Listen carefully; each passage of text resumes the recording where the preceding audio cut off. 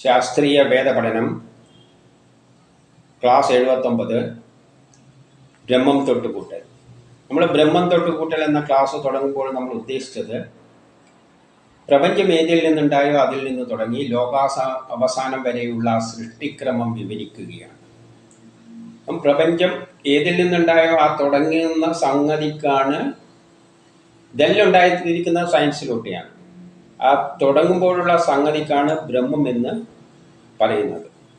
അത് പ്രപഞ്ചമായി മാറി അവസാനം അതിൻ്റെ ലക്ഷ്യം പൂർത്തീകരിച്ച് കഴിഞ്ഞാൽ ഒരു സുന്ദരമായ ലോകം ഉണ്ടാക്കിയായിരുന്നു അതിൻ്റെ ലക്ഷ്യം. അതിൻ്റെ ശേഷം അത് നശിക്കും. അതുവരെയുള്ള അതിനാണ് പ്രളയം എന്നെല്ലാം പറയുന്നത്. അതുവരെയുള്ള കാര്യങ്ങളാണ് ഇതിലൂടെ നോക്കുന്നത്. അപ്പം നമ്മൾ 5 അവതാരങ്ങളെപ്പറ്റി, അത് 10 അവതാരങ്ങളിലൂടെ പുരാണ കഥകളിലൂടെ നമുക്ക് പറഞ്ഞു തരുന്നുണ്ട്. 10 അവതാരം 10 ഘട്ടമായിട്ട് വിവരിച്ചിരിക്കുകയാണ്. പ്രധാനപ്പെട്ട 10 ഘട്ടങ്ങൾ, അതാണ് 10 അവതാരങ്ങളായിട്ട് അവതാര കഥകളായിട്ട് പറഞ്ഞു തന്നത്. അതിൽ 5 അവതാരങ്ങൾ നമ്മൾ കണ്ടു കഴിഞ്ഞു. മത്സ്യം, കൂർമ്മം, വരാഹം, നരസിംഹം, വാമനൻ. പക്ഷെ ഇതെല്ലാം അതിലൂടെ പ്രപഞ്ചം ഉണ്ടായിക്കഴിഞ്ഞു. പിന്നെ ബാക്കിയുള്ളതാണ് 5 അവതാരങ്ങളിലൂടെ, അതിൻ്റെ ശേഷം വരുന്ന 5 അവതാരങ്ങളിലൂടെ പറയേണ്ടത്. അപ്പം പ്രപഞ്ചമുണ്ടാകുന്നത് 5 അവതാരങ്ങളിലൂടെ നമ്മൾ കണ്ടു കഴിഞ്ഞു. പക്ഷെ അതിൻ്റെ ഇടയ്ക്ക് നമ്മൾ ആറ്റങ്ങളുടെ ഘടനയും അതുമായിട്ട് ബന്ധപ്പെട്ട കുറേ കാര്യങ്ങളെല്ലാം പറഞ്ഞതുകൊണ്ട് അവർ കണ്ടിന്യൂറ്റി വന്നിട്ടുണ്ടാവില്ല. അതുകൊണ്ട് ഈ അവതാരങ്ങളെ നിർഗുണമായ ബ്രഹ്മത്തിൽ നിന്ന് തുടങ്ങിയിട്ട് പ്രപഞ്ച സൃഷ്ടിക്രമം എല്ലാം ഈ 10 അവതാരത്തിലൂടെ ഒന്ന് പറഞ്ഞു പോവുകയാണ്. അത് എളുപ്പത്തിൽ മനസ്സിലാക്കാൻ സഹായിക്കും. പിന്നെ ചെറിയ പടത്തിൻ്റെ എല്ലാം ഇതുവരെ പറഞ്ഞ തന്നെയാണ്, ഒരു ചെറിയ പടത്തിൻ്റെ എല്ലാ അടിസ്ഥാനത്തിലാണ് പറഞ്ഞു പോകുന്നത്.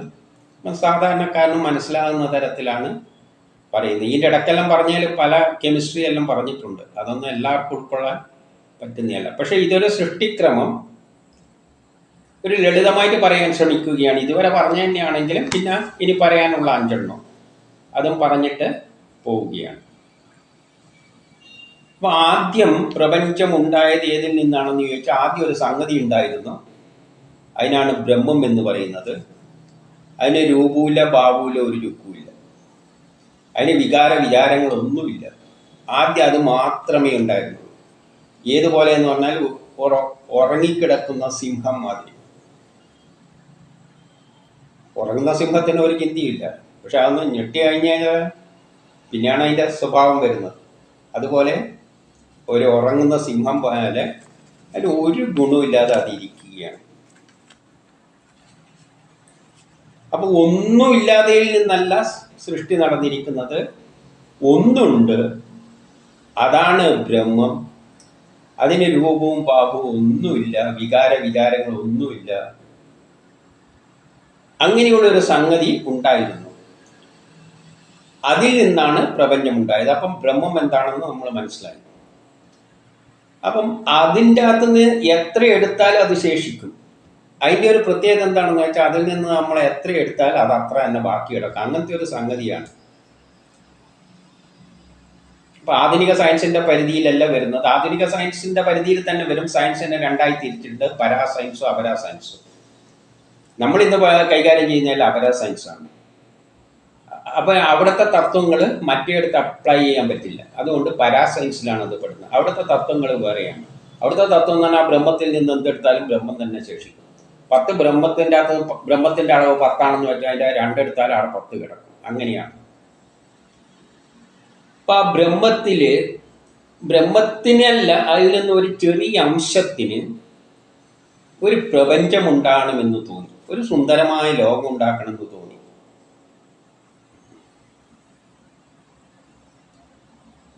അപ്പം നമ്മൾ ഒരു വീടുണ്ടാക്കാൻ പോകുമ്പോൾ എന്താണ് ചെയ്യുക?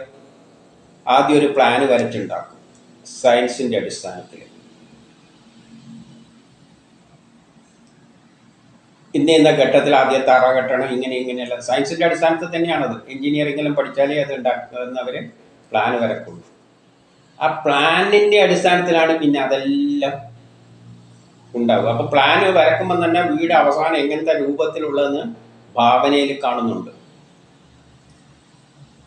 നമ്മളൊരു സാമ്പാർ ഉണ്ടാക്കാൻ പോകുമ്പോൾ നമ്മളെ ഭാവനയിലുണ്ട് ഇന്ന സാധനങ്ങളെല്ലാം ചേർത്ത് അവസാനം സാമ്പാർ ഇങ്ങനെ കിട്ടും. അത് നമ്മൾ കുറിച്ച് എഴുതി വെക്കും. ഇന്ന സാധനം എല്ലാം വെച്ച് സാമ്പാർ ഇങ്ങനെ ഉണ്ടാക്കണം. അത് എഴുതി വെച്ച് കഴിഞ്ഞാൽ പിന്നെ സാധനം ഭാവനയെ കണ്ടിട്ട് അവസാനം എത്തുമ്പോൾ അത് അങ്ങനെ തന്നെയാണ് ഉണ്ടാവുക.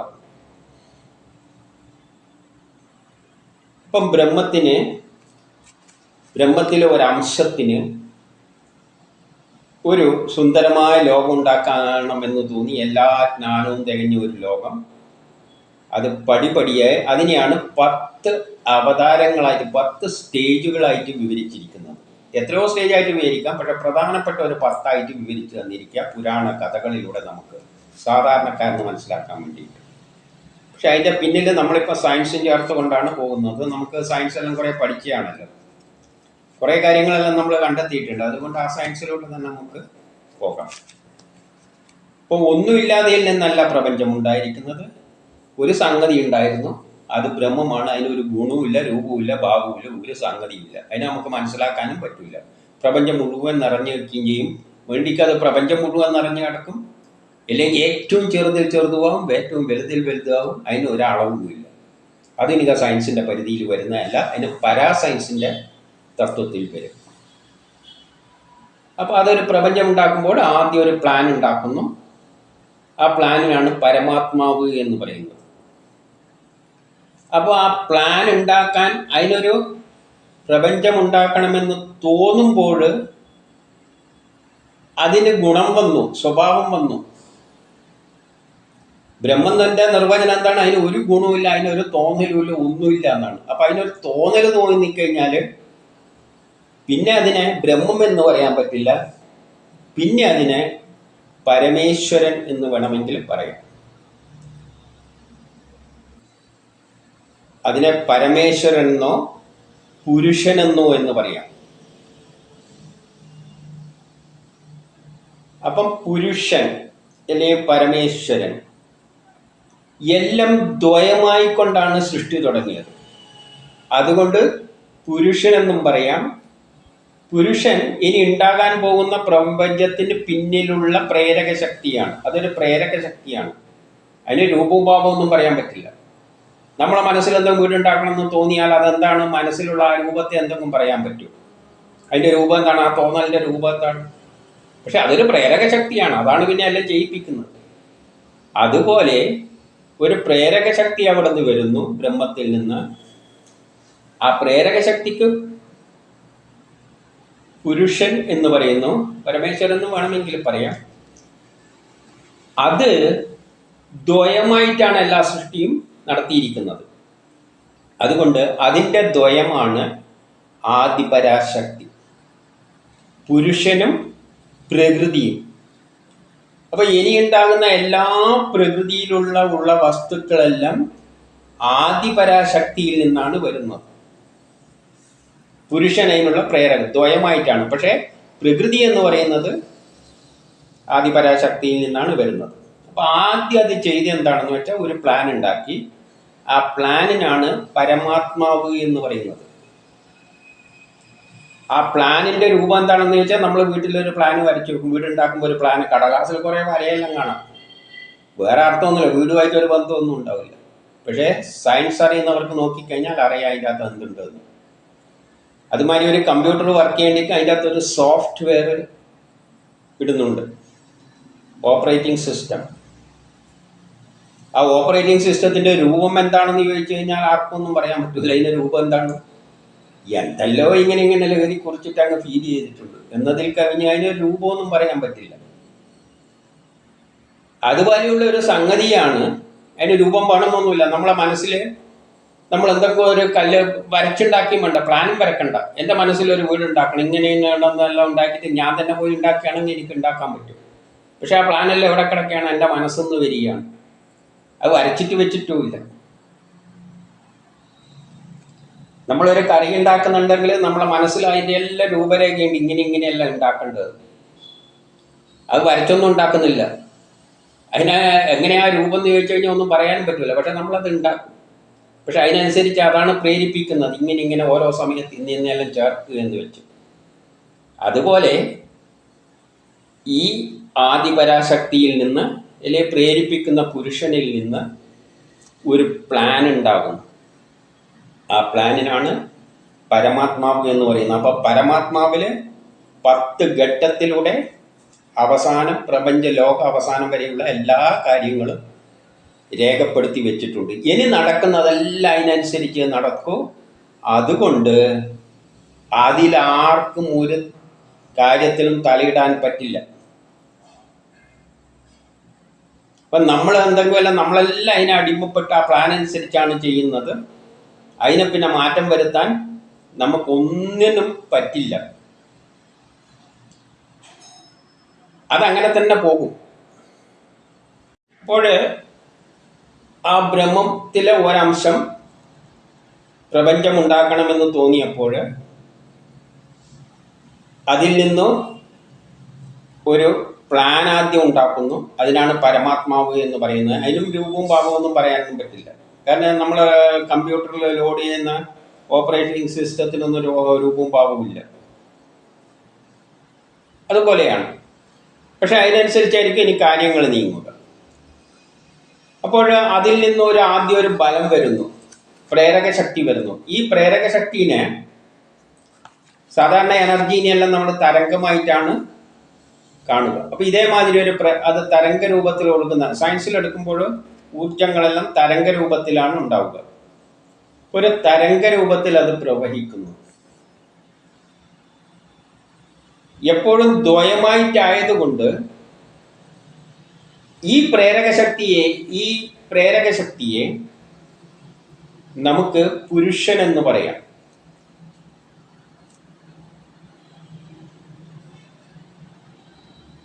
പുരുഷൻ അല്ലെങ്കിൽ പരമേശ്വരൻ എന്നും വേണമെങ്കിൽ പറയാം.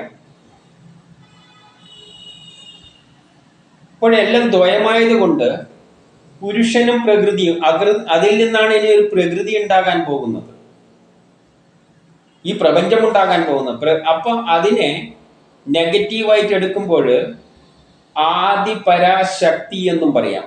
അത് അതിൻ്റെ ദ്വയമാണ്. ഇത് രണ്ടും ബലങ്ങളാണ്. ആദിപരാശക്തിയിൽ നിന്നാണ് പ്രപഞ്ചം ഉണ്ടാകുന്നത്. അതിൻ്റെ പിന്നിൽ പ്രേരിപ്പിക്കുന്ന ഒരു ശക്തിയാണ് പുരുഷൻ. രണ്ടും ദ്വയമാണ്. നമ്മൾ മനസ്സിലൊരു പ്രേരണ ഉണ്ടാകുമ്പോൾ നമ്മൾ എന്തെങ്കിലും ഉണ്ടാക്കും. ആ ഉണ്ടാക്കുന്ന സാധനം അതിൻ്റെ പ്രൊഡക്റ്റാണ്. ഇത് പ്രേരിപ്പിക്കുന്ന ശക്തി. അതാണ് പുരുഷനും പ്രകൃതിയും. നമ്മൾ കാണുന്ന സാധനങ്ങൾ മുഴുവൻ, ഉണ്ടായ സാധനങ്ങൾ മുഴുവൻ പ്രകൃതിയാണ്. അതാണ് ആദിപരാശക്തി. ദ്വയമായിട്ടാണ് ഉണ്ടാകുന്നത്. അപ്പോൾ ആദിപരാശക്തിയിൽ നിന്നാണ് പിന്നെ സൃഷ്ടി മുഴുവൻ തുടങ്ങുന്നത്, പ്രപഞ്ചത്തിൻ്റെ സൃഷ്ടി. അവിടെ തുടങ്ങുമ്പോഴും ഈ ബലം, നമ്മൾ ഒരു പ്രേരക ശക്തി ഒഴുകി എന്ന് പറഞ്ഞു. ആ പ്രേരക ശക്തി പല രൂപത്തിലാണ് ഫങ്ഷൻ ചെയ്യുന്നത്. കാരണം നമുക്ക് എനർജീനെ തന്നെ ഇലക്ട്രിക്കൽ എനർജി, മെക്കാനിക്കൽ എനർജി എന്നെല്ലാം പല പേരിൽ പറയുന്ന മാതിരി തന്നെ അതിന് സ്വഭാവത്തിൽ വ്യത്യാസമുണ്ട്. അതുപോലെ തന്നെ ഈ പ്രേരക ശക്തിക്കും 3ആയിട്ട് അവർ തരംതിരിച്ചു. കാരണം പ്രപഞ്ചമാണ് ഉണ്ടാകാൻ പോകുന്നത്. പ്രപഞ്ചമുണ്ടാകുമ്പോൾ അതിന് 3 സ്വഭാവങ്ങളുണ്ട്. ഒന്ന് നിർമ്മിക്കുക. നമ്മളിപ്പോൾ ഒരു മേശ ഉണ്ടാക്കുകയാണെങ്കിൽ മേശ ഉണ്ടാക്കും, നിർമ്മിക്കുക. പിന്നെ കുറേ കാലം അതിനെ മെയിൻറ്റെയിൻ ചെയ്യുക, ആവശ്യമുള്ള കാലത്തോളം. പിന്നെ അവസാനം നശിപ്പിക്കുക, ആവശ്യം കഴിയുമ്പോൾ നശിപ്പിക്കുക. ഇതെല്ലാത്തിലും ഈ തത്വമുണ്ട്. മനുഷ്യൻ ജനിക്കുന്നു, അവനെ മെയിൻറ്റെയിൻ ചെയ്യുന്നു, കുറേ കാലം കഴിയുമ്പോൾ നശിക്കുന്നു. അപ്പം ഈ പ്രേരക ശക്തിനെ കൊണ്ടാണ് ഇതെല്ലാം ഉണ്ടാകുന്നത്, പ്രപഞ്ചം. അപ്പോൾ ആ പ്രേരക ശക്തിനെ നമ്മൾ ഭാവനയെ കാണേണ്ടിയാണ് ആ പ്രേരക ശക്തി. അതിന് രൂപവും ഭാവവും ഒന്നും കൊടുക്കാൻ പറ്റില്ല. അത് 3 രൂപത്തിൽ, സൃഷ്ടി, സ്ഥിതി, സംഹാരം, ഈ 3 രൂപത്തിലാണ് പ്രപഞ്ചത്തിൽ ആക്ട് ചെയ്യുക. അതുകൊണ്ട് പുരാണ കഥകളിൽ അതിനെ കഥയിൽ വരുമ്പോൾ കഥാപാത്രമായിട്ട് അവതരിപ്പിക്കണമല്ലോ. അപ്പം ബ്രഹ്മാവ്, വിഷ്ണു, മഹേശ്വരൻ എന്നീ 3 പേരുകളിൽ അവതരിപ്പിച്ചു. സൃഷ്ടി, സ്ഥിതി, സംഹാരം. ബ്രഹ്മാവിൻ്റെ പരിപാടിയാണ് സൃഷ്ടി. അപ്പം ഈ പ്രേരക ശക്തിയിൽ ആക്ട് ചെയ്യുന്ന 3 തരത്തിലാണെന്ന് നമ്മൾ മനസ്സിലാക്കണം. ഇതിന് തന്നെ ആ സ്വഭാവത്തെ 3ആയിട്ടും തിരിച്ചിട്ടുണ്ട്. സത്വ, രജോ, തമോ ഗുണം. അത് തന്നെയാണ് ആധുനിക സയൻസിലുള്ള ന്യൂട്ടന്റെ first law, second law, third law. എല്ലാ വസ്തുക്കൾക്കും സംരക്ഷണം ഒരു സ്ഥിതിയിൽ നിലനിൽക്കാനുള്ള, സൃഷ്ടിക്കുമ്പോൾ ഒരു പ്രശ്നമാണ്, കുറേ പ്രയാസങ്ങളിലുണ്ട്. പിന്നെ അതൊരു സ്റ്റേജ് എത്തും, എല്ലാം സൃഷ്ടിച്ചു കഴിയുമ്പോൾ പിന്നെ അത് ഉപയോഗിക്കുകയാണ്. നമ്മൾ സാമ്പാർ ഉണ്ടാക്കുമ്പോൾ എല്ലാം പാടുപെടണം. പിന്നെ ഉണ്ടായിക്കഴിഞ്ഞ് കഴിഞ്ഞാൽ പിന്നെ അത് കഴിച്ചുകൊണ്ട് കുറേ കാലം ഫ്രിഡ്ജിലെല്ലാം വെച്ച് ഉപയോഗിച്ചുകൊണ്ട് കഴിക്കുക, ആവശ്യം കഴിയുമ്പോൾ എടുത്ത് കളയും. അപ്പോൾ സ്ഥിതിയിൽ എത്തുന്നു. ഈ സ്ഥിതിക്കാണ് ന്യൂട്ടന്റെ ഫസ്റ്റ് ലോ എന്ന് പറയുന്നത്, അല്ലെ സത്വഗുണം എന്ന് പറയുന്നത്. ഒരു വസ്തുവിന് അതിൻ്റെ അവസ്ഥയിൽ തുടരാനുള്ള ടെൻഡൻസിയാണുള്ളത്. നമ്മൾ കിടക്കുകയാണെങ്കിൽ നമുക്ക് കിടന്നുകൊണ്ടിരിക്കുന്നതാണ് ഇഷ്ടം. പിന്നെ അതിൽ നിന്ന് മാറ്റം വരുത്തേണ്ടിക്ക് നമ്മൾ കിടക്കുന്നതെന്ന് എണീക്കണ്ടിക്കൽ പിന്നെ നമ്മൾ മനസ്സിൽ തന്നെ ഒരു ശക്തി ഉപയോഗിച്ചിട്ട് വേണം എണീക്കാൻ. അപ്പോൾ ഒരു വസ്തുവിന് ആ അവസ്ഥയിൽ തുടരാനുള്ള അവസ്ഥക്കാണ് സത്വഗുണം എന്ന് പറയുന്നത്, അല്ലെങ്കിൽ ന്യൂട്ടന്റെ ഫസ്റ്റ് ലോ എന്ന് പറയുന്നത്. പിന്നെ അതിൽ നിന്ന് മാറ്റം വരുത്തേണ്ടിക്കൽ നമ്മളൊരു ബലം പ്രയോഗിക്കണം. അതാണ് ന്യൂട്ടന്റെ സെക്കൻഡ് ലോ. വേദത്തിൽ അതിന് രജോ ഗുണം എന്ന് പറയും. അങ്ങനെ ഒരു രജോ ഗുണം ഉണ്ടാകുമ്പോൾ അതിനെ എതിർക്കുന്ന ഒരു ശക്തിയും കൂടിയുണ്ട്, അതാണ് തമോ ഗുണം. അങ്ങനെ മാറ്റമൊന്നും വരുത്തണ്ട. നമ്മളിപ്പം കിടക്കുമ്പോൾ ഒരു ഉദാഹരണം പറ്റി പറയുകയാണെങ്കിൽ, നമ്മൾ കിടന്നുകൊണ്ടിരിക്കുമ്പോൾ കിടക്കുന്നതാണ് ഇഷ്ടം. പക്ഷെ ഒന്ന് എണീക്കണം എന്ന് തോന്നുമ്പോൾ ഉള്ളുന്ന ഒരു ശക്തി പറയാം, കുറച്ചും കൂടിയും കിടന്നിട്ട് പോയാൽ കുറച്ചും കൂടിയും മതിയെന്ന്. അപ്പം അതിന് എതിരായിട്ടൊന്നുണ്ട്, പിന്നോട്ടേക്ക് വലിക്കുന്നത്. വേണ്ട, ആ അവസ്ഥയിൽ തന്നെ നിന്നാൽ മതി, ഇനി പുരോഗതിയൊന്നും വേണ്ട, ഇപ്പോഴത്തെ അവസ്ഥയിൽ പോയാൽ മതി, ഇങ്ങനെയെല്ലാം പറയുന്ന ഒരു വാക്കുകളുണ്ടല്ലോ, അതെല്ലാം തമോ ഗുണമാണ്, എതിർപ്പാണ്. ലോകം മുന്നോട്ടേക്ക് പോകുന്നതിന് എതിർപ്പാണ്. അതാണ് ന്യൂട്ടന്റെ തേർഡ് ലോ. എവറി ആക്ഷൻ, നമ്മളൊരു ആക്ഷൻ എടുത്താലേ സത്വഗുണത്തിൽ നിന്ന് മുന്നോട്ടേക്ക് പോകാൻ പറ്റൂ, പുതിയൊന്നും ഉണ്ടാക്കാൻ പറ്റൂ. എന്തെങ്കിലും കർമ്മം ചെയ്യേണ്ടിക്ക് ബലം പ്രയോഗിക്കണം. അത് ന്യൂട്ടന്റെ സെക്കൻഡ് ലോ. അപ്പോഴൊരു ശക്തി അതിനെതിരായിട്ടുണ്ടാവും, റിയാക്ഷൻ ഉണ്ടാവും. അതിനെയാണ് തമോ ഗുണം എന്ന് പറയുന്നത്. ഇതിൽ സത്വഗുണം വിഷ്ണുവിനാണ്. വിഷ്ണുവിന് മെയിൻറ്റെയിൻ ചെയ്യുകയാണ്, അതേ അവസ്ഥയിൽ, ഇന്നുള്ള അവസ്ഥയിൽ നിലനിർത്തുക എന്നതാണ് വിഷ്ണുവായിട്ട് ബന്ധപ്പെട്ട് കിടക്കുന്നത്.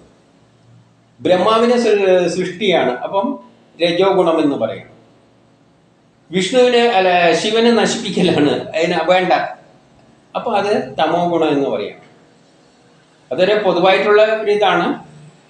വിഷ്ണു സൃഷ്ടിയെല്ലാം നടത്താൻ വേണ്ടിയിട്ട് പോകുന്നുണ്ട്, അത് വേറെ കാര്യം. അത് ജനറലായിട്ട് പറയുകയാണ് ഇത്. അങ്ങനെ 3 ഗുണങ്ങളായിട്ട് തിരിച്ചു.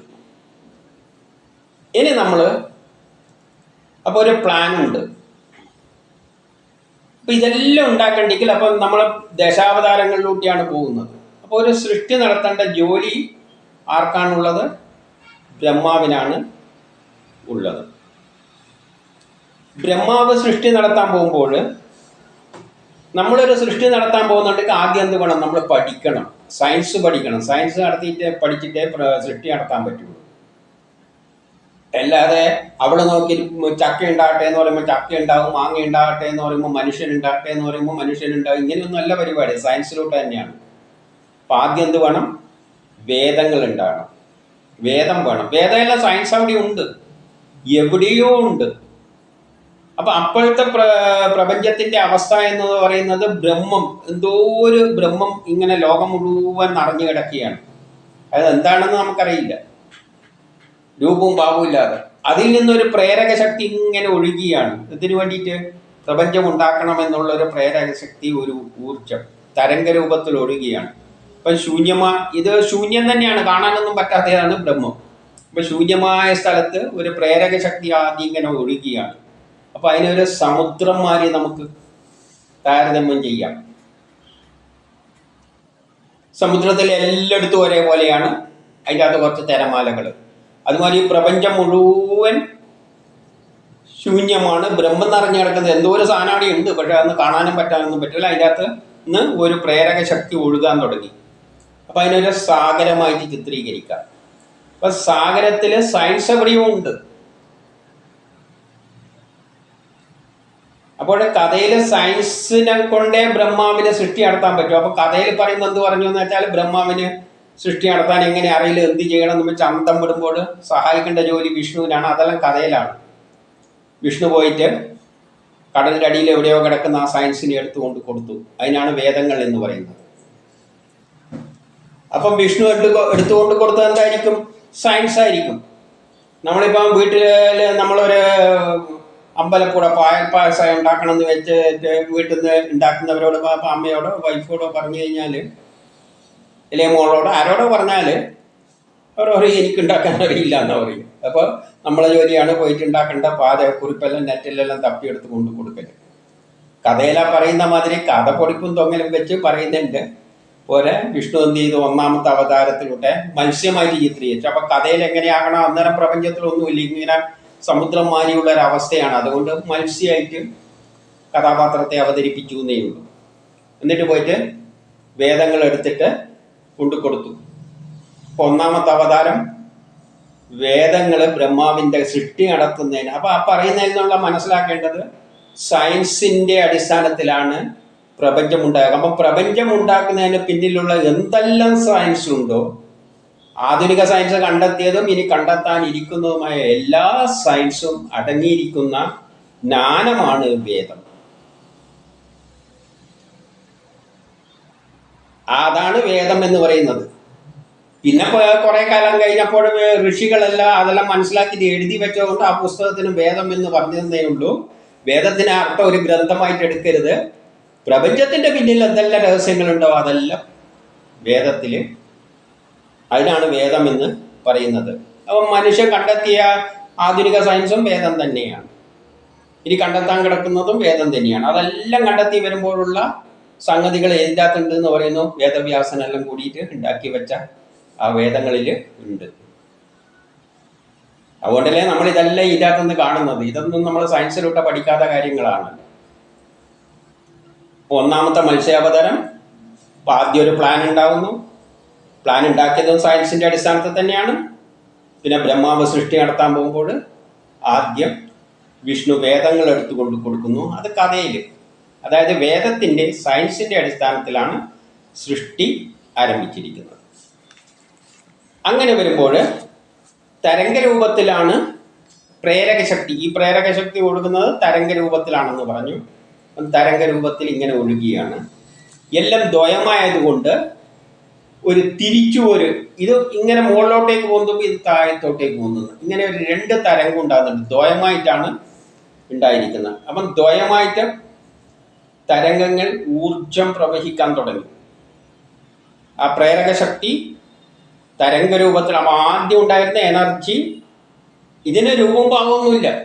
രൂപം ഭാഗം ഉണ്ടോന്ന് ഞാൻ ഉണ്ട് തരംഗരൂപത്തിൽ പറയാം. തരംഗരൂപമേ ഉള്ളൂ.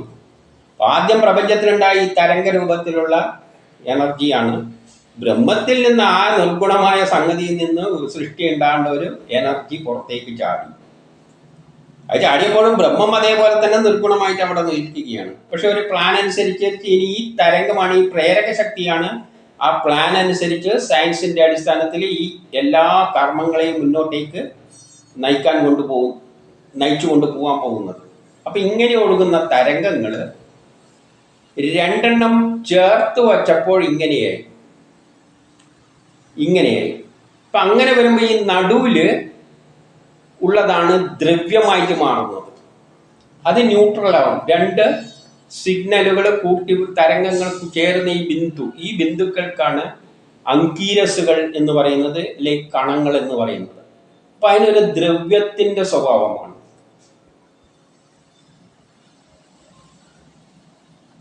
പക്ഷെ ഇതിന്റെ ഇടയ്ക്കൊന്നും എഫക്റ്റ് ഉണ്ടാവില്ല. നമ്മൾ വെള്ളത്തിലെ ഒരു തിരമാല നോക്കിക്കഴിഞ്ഞാൽ ഈ തിരമാല ഉയരുന്നിടത്ത് നമ്മളെ ബോട്ട് വരികയാണെങ്കിൽ ബോട്ട് മുകളിലോട്ട് പൊന്തും. താഴത്തോട്ട് വരുമ്പോൾ അവിടെ താഴത്തേക്ക് പോകും. ഇപ്പോൾ ഒരു തിരമാലയിൽ നമ്മൾ തോണി പോകുമ്പോൾ നോക്കിക്കഴിഞ്ഞാൽ തിരമാല ഉയരുന്നിടത്ത് പൊങ്ങും, മറ്റേടത്ത് താഴും. ഇവിടെ രണ്ടെണ്ണം കൂടിച്ചേരുന്നത് കൊണ്ട് ഇത് രണ്ടും സീറോ ആയി പോകും. കാരണം ഇവിടെ ഉയരുന്ന തിരമാല, അപ്പോൾ ഇവിടെ ഒരു ബോട്ട് ഉണ്ടെങ്കിൽ ഇത് മുകളിലോട്ടേക്ക് വലിക്കാൻ നോക്കും, പൊക്കാൻ നോക്കും. ഇത് താഴത്തേക്ക് വലിക്കാൻ നോക്കും. അപ്പൊ ഇതിന്റെ ഇടക്കുള്ളത് മുകളിലോട്ടും പോയില്ല, താഴോട്ടും പോയില്ല, അങ്ങനെയായി പോകും. അപ്പൊ ഇങ്ങനെ തരംഗം ചേരുമ്പോൾ ഫലം എന്താണെന്ന് വെച്ചാൽ അതിൻ്റെ നടുക്കുള്ളതിനൊന്നും ഒരു പ്രാധാന്യമില്ല. പിന്നെ എന്തേ ഉള്ളൂ, ഇത് മാത്രം, ഈ ബിന്ദുവിന് മാത്രമേ പ്രാധാന്യമുള്ളൂ. അതാണ് ദ്രവ്യരൂപം കൈകൊള്ളുന്നത്. അപ്പൊ തരംഗം ദ്രവ്യരൂപമാവും,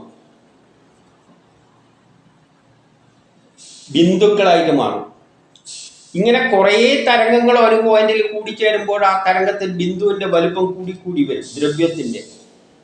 അത് വലിയ കണമായിട്ട് മാറും. ഇലക്ട്രോണ്, പ്രോട്ടോണ്, ഇങ്ങനെ. അവയെല്ലാം അങ്കീരസുകൾ എന്ന പേരിലാണ് പറയുക. അപ്പൊ കുറേ കണങ്ങൾ പ്രപഞ്ചത്തിൽ, അപ്പൊ ഒന്നുമില്ലാത്ത സ്ഥലത്ത്, തരംഗം ഒഴുകിയ സ്ഥലത്ത് കുറേ തരംഗങ്ങൾ ഇങ്ങനെ തിരിച്ചും മറിച്ചുമെല്ലാം പോകുമ്പോൾ കുറേ കണങ്ങളെ കൊണ്ട്, അങ്കീരസുകളെ കൊണ്ട് നിറഞ്ഞു. അപ്പം പ്രപഞ്ചം മുഴുവൻ കുറേ കണങ്ങൾ, ചെറുതും വലുതും, ഇലക്ട്രോണ്, പ്രോട്ടോൺ, ഇതെല്ലാം അങ്ങ് നിറയാൻ തുടങ്ങി ഈ തരംഗങ്ങൾ കൂടിച്ചേർന്നപ്പോൾ. ഇന്ന് ക്വാണ്ടം മെക്കാനിക്സ് എത്തി നിൽക്കുന്നത് നോക്കുമ്പോൾ തരംഗമായിരിക്കും, നോക്കുമ്പോൾ തരംഗവും, നോക്കാതിരിക്കുമ്പോൾ അല്ല, നമ്മൾ നോക്കുമ്പോൾ ദ്രവ്യവും, നോക്കാതിരിക്കുമ്പോൾ തരംഗം. ഈ രൂപത്തിൽ ഒരു കൺഫ്യൂഷനായിട്ടാണ് പിന്നെ ആധുനിക സയൻസ് എല്ലാം അവിടെ വെച്ച് മതിയാക്കി പോയത്. എന്തുകൊണ്ടാണ് ഇതെങ്ങനെ? ഒരു സമയത്ത് നോക്കുമ്പോൾ അതിനൊരു സ്വഭാവം, നോക്കുമ്പോൾ അത് ദ്രവ്യമായിട്ട് ആക്ട് ചെയ്യുന്നു, നോക്കാതിരിക്കുമ്പോൾ ഊർജമായിട്ട് ആക്ട് ചെയ്യുന്നു. എന്നാലും ചോദിക്കുന്നത് സംഗതി ഇത്രയേ ഉള്ളൂ. നോക്കുമ്പോൾ ഇങ്ങനെയാകാം, ഇത് രണ്ടും കൂടിച്ചേരുമ്പോൾ കണമായിട്ട് മാറും. നോക്കാതിരിക്കുമ്പോൾ അത് രണ്ടും വേർപെട്ട് നിൽക്കാം. വേർപെട്ട് നിൽക്കുമ്പോൾ ഊർജമാണ്, കൂടിച്ചേരുമ്പോൾ ദ്രവ്യമാണ്, ഊർജമില്ല, ഊർജത്തിന്റെ സ്വഭാവം നഷ്ടപ്പെടും. അപ്പൊ അതിന് വേണമെങ്കിൽ രണ്ട് രൂപം എടുക്കാം.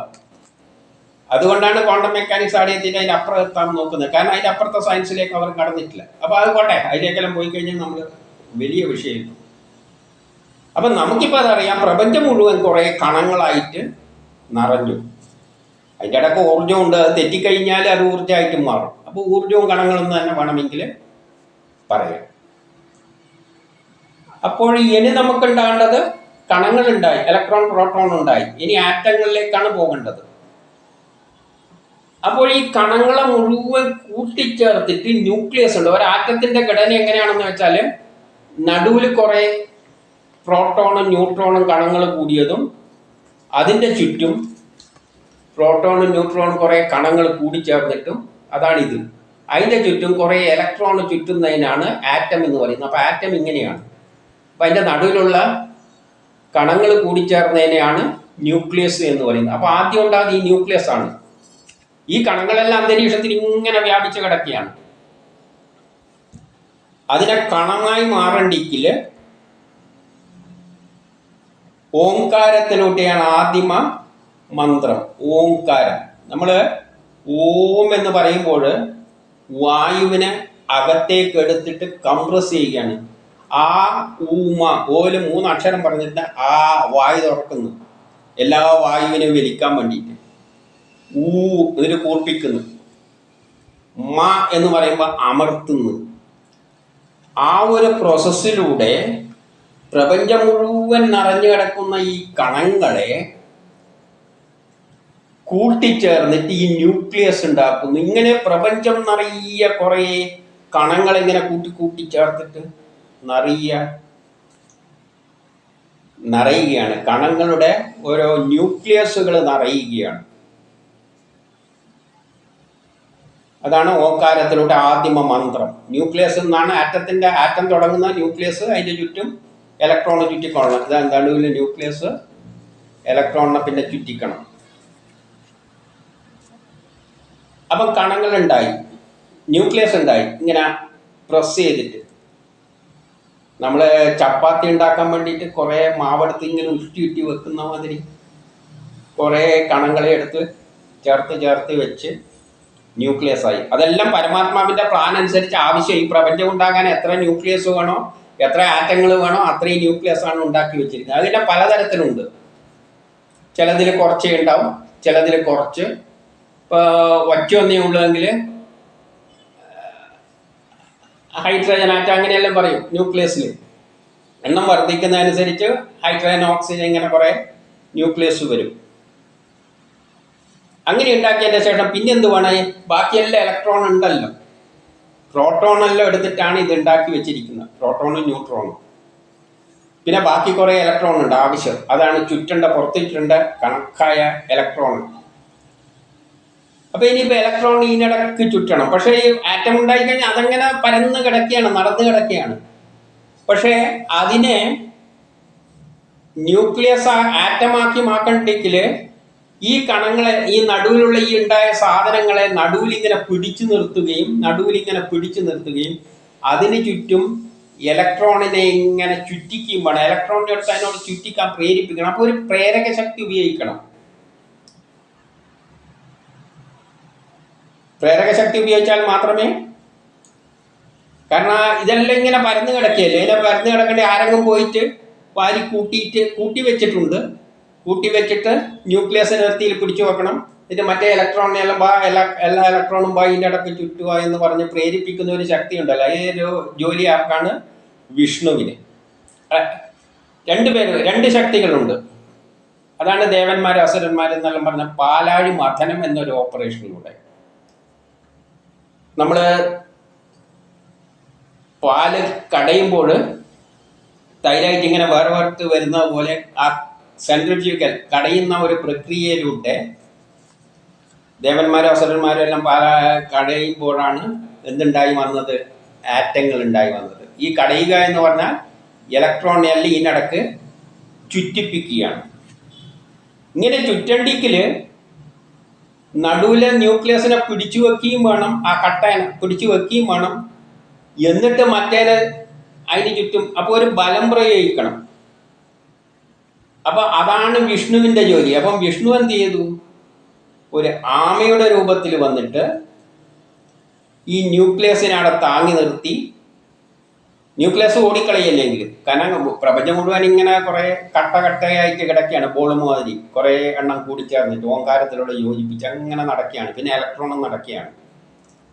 ന്യൂട്ടന്റെ ഫസ്റ്റ് ലോ പ്രകാരം, സത്വഗുണപ്രകാരം അങ്ങനെ നടക്കുന്ന ടെൻഡൻസിയാണ്.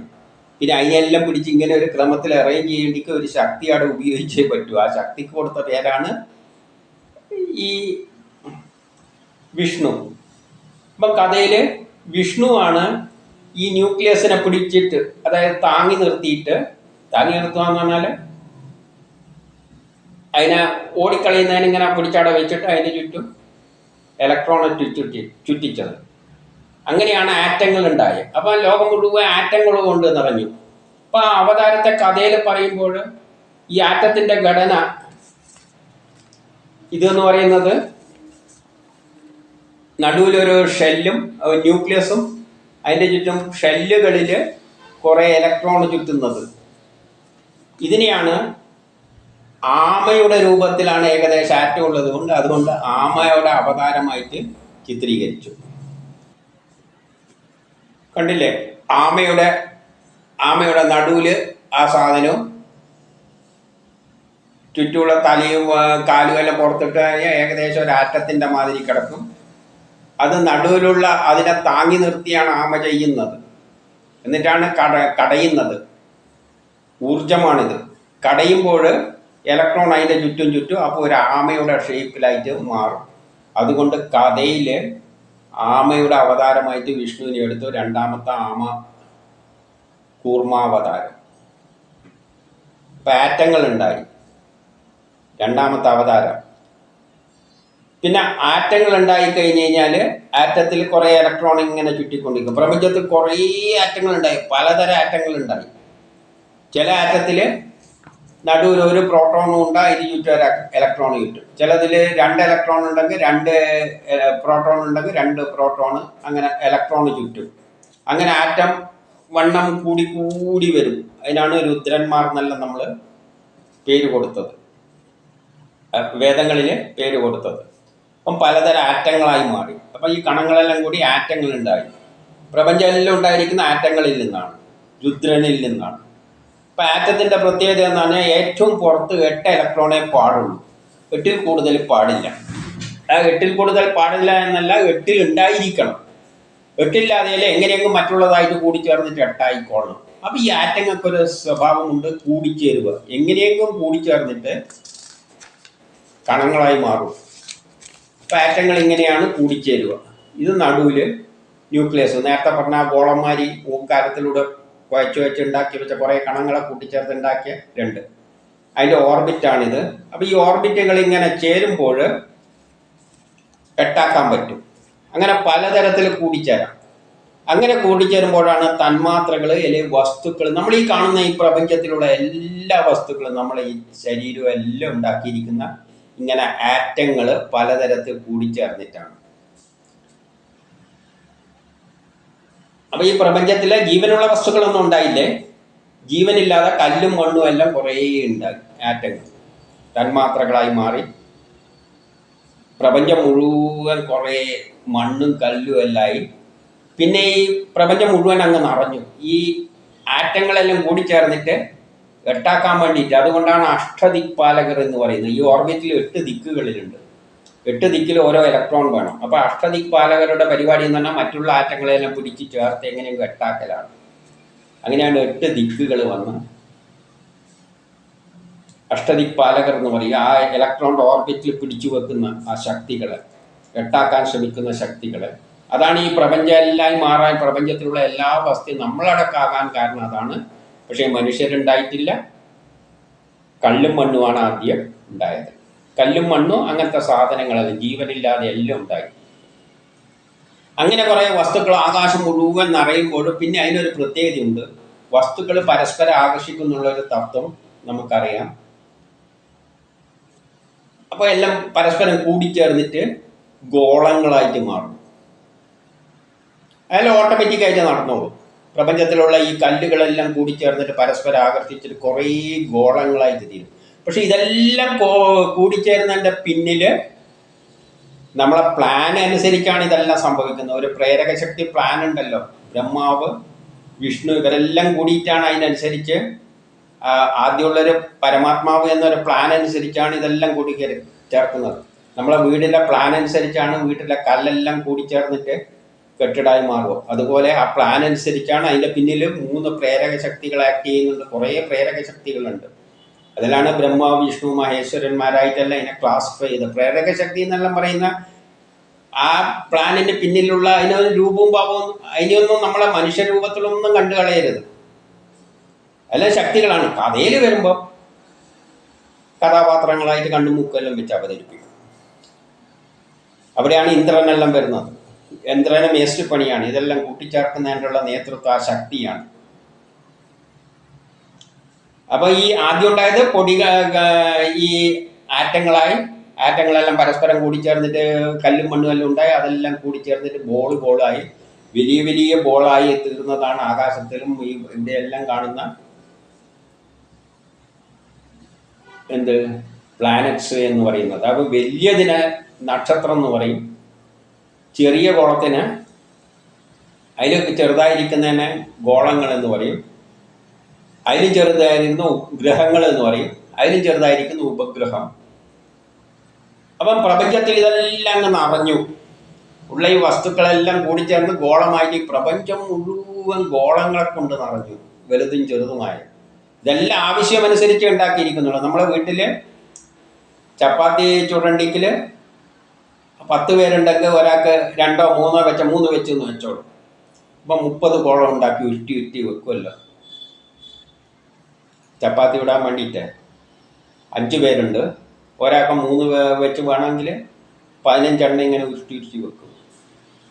അതുമാതിരി തന്നെ എത്ര ഗോളം വേണം ഈ പ്രപഞ്ചത്തിൽ, എത്ര ഗോളം വേണോ, വലിയ ഗോളവും ചെറിയ ഗോളവും നക്ഷത്രങ്ങളും ഗ്രഹങ്ങളും ഉപഗ്രഹങ്ങളും എല്ലാം കൂടിയിട്ട് പ്രത്യേക അവസ്ഥയിൽ എത്ര വേണോ അത്രയും എണ്ണത്തിലാണ് ഉണ്ടായിരിക്കുന്നത്.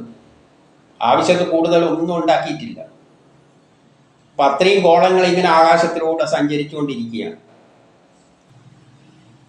ഇനി നമുക്കറിയാം, സൗരയൂഥ സിസ്റ്റത്തിൽ ഈ ഗോളങ്ങൾ ഇങ്ങനെ തോന്നുന്ന മാതിരി നടന്നു കഴിഞ്ഞാൽ ശരിയാവില്ല. അതിനെല്ലാം പിടിച്ചിട്ട് ഓരോ നക്ഷത്രത്തിൻ്റെയും ചുറ്റും, സൂര്യൻ ഒരു നക്ഷത്രമാണല്ലോ, സൂര്യൻ്റെ ചുറ്റും വെച്ചിട്ട് സൂര്യനെ അവിടെ നടുവിൽ പിടിച്ചു വെച്ചിട്ട് ഈ ചുറ്റിക്കറങ്ങുന്നതിനെല്ലാം പിടിച്ചിങ്ങനെ വട്ടത്ത് ചുറ്റിക്കണം. സൂര്യൻ്റെ ചുറ്റും ഒരു 9 ഗ്രഹങ്ങൾ ചുറ്റണം, ഭൂമിക്ക് ചുറ്റും ചാന്ദ്രനെ ചുറ്റണം. ഇങ്ങനെ ചെറുത് വലുതെല്ലാം ചുറ്റിക്കണമല്ലോ. ഇതെല്ലാം പാലാഴി മദനത്ത് നടക്കുന്ന പ്രക്രിയകൾ തന്നെയാണ്. ഇതെല്ലാം തന്നെയാണ് പാലാഴി. ഈ ചുറ്റിക്കലെല്ലാം മഥനമായ പാലാഴി മഥനം എന്നെല്ലാം പറഞ്ഞിട്ടാണ് നടക്കുന്നത്. ഇതെല്ലാം ചെയ്യേണ്ട ആ ചുറ്റിക്കേണ്ട പരിപാടി ആരെങ്കിലും ചുറ്റിച്ചിട്ടില്ലെങ്കിൽ നടക്കില്ല. പിന്നെ എല്ലാ ഗോളങ്ങളും അങ്ങനെ ഇറങ്ങി നടക്കും. കാരണം ന്യൂട്ടന്റെ ഫസ്റ്റ് ലോ സത്വഗുണം. എല്ലാത്തിനും കറങ്ങി അടക്കി നടക്കുന്ന സ്വഭാവമാണ്. അങ്ങ് കറങ്ങി അടച്ചാണ്. പിന്നെ എന്ത് വേണം? സൂര്യനെ പിടിച്ചു വെക്കണം. എന്നിട്ട് 9 ഗ്രഹങ്ങളെ ബുധ ശുക്ര കുജ ഗുരു ശനി എന്നെല്ലാം പറയുന്നതിനെല്ലാം പിടിച്ചെടുത്തു കൊണ്ടാന്നിട്ട് ഇങ്ങനെ ഇതിൻ്റെ ചുറ്റിലുള്ള ഓർബിറ്റിൽ വെക്കണം. ആ വെക്കേണ്ട ജോലി അപ്പോൾ ആർക്കാണ്? അതിന് പിന്നിൽ പ്രവർത്തിച്ച ഒരു ശക്തി വിശേഷമുണ്ട്. നമുക്കറിയില്ല, ഒരു അദൃശ്യ ശക്തി ഉണ്ട്. ആ ശക്തിക്കാണ് നമ്മൾ ജനറലായിട്ട് പേര് കൊടുത്തിരിക്കുന്ന വിഷ്ണു. അപ്പൊ ഈ ഗോളങ്ങളെല്ലാം ഇങ്ങനെ നടക്കുകയാണ്, അന്തരീക്ഷത്തിലൂടെ ചുറ്റുകയാണ്, തോന്നുന്ന മതി നടക്കുകയാണ്. അപ്പൊ വിഷ്ണു എന്ത് ചെയ്തു?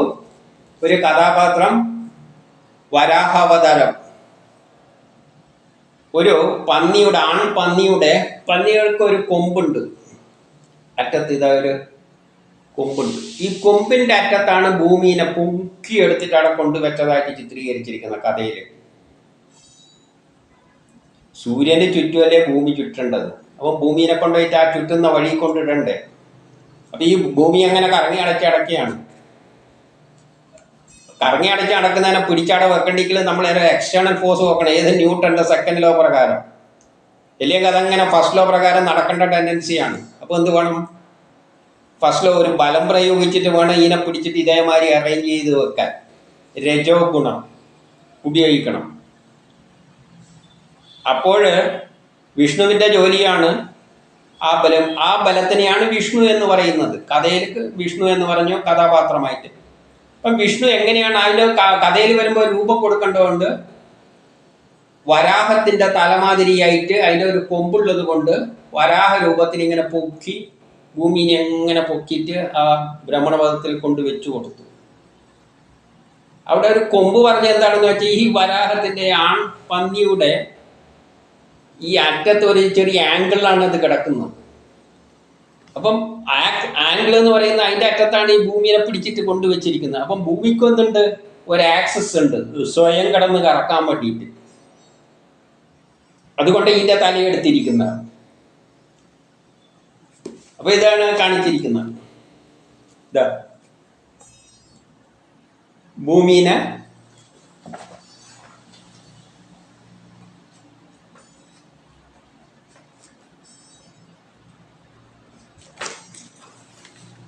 കണ്ട, കൊമ്പിന്റെ അറ്റത്ത് കോർത്തി വെച്ചിരിക്കുന്നത്, ചിരിച്ചിട്ടാണ് പിടിപ്പിച്ചു വെച്ചിരിക്കുന്നത്. അപ്പൊ ആ രൂപത്തിൽ അങ്ങ് ചിത്രീകരിച്ചു, പൊക്കിയെടുത്ത് ഭൂമിന്റെ. അപ്പോൾ ഒരു ആക്സസ് ചെരിഞ്ഞ തരത്തിലാണ് പിടിപ്പിച്ചു വെച്ചിരിക്കുന്നത്. അതുകൊണ്ട് ഈ കൊമ്പ് കാണിച്ചിരിക്കുന്നത്. അല്ലെങ്കിൽ നേരെ തലയിൽ വെച്ച് ഇങ്ങനെ പൊന്തിക്കുന്ന മാതിരി കാണിച്ചാൽ മതി. അങ്ങനെയല്ല ഫിക്സ് ചെയ്തത്. കുറച്ച് ആംഗിളിലാണ് എർത്ത്. നമുക്കറിയാലോ, ചെറിയ ക്ലാസ്സിൽ പഠിച്ചു തന്നെയാണ്. ഭൂമിന്റെ മേശപ്പുറത്തെല്ലാം വെക്കുന്ന ഭൂമിന്റെ കണ്ടിട്ടില്ലേ?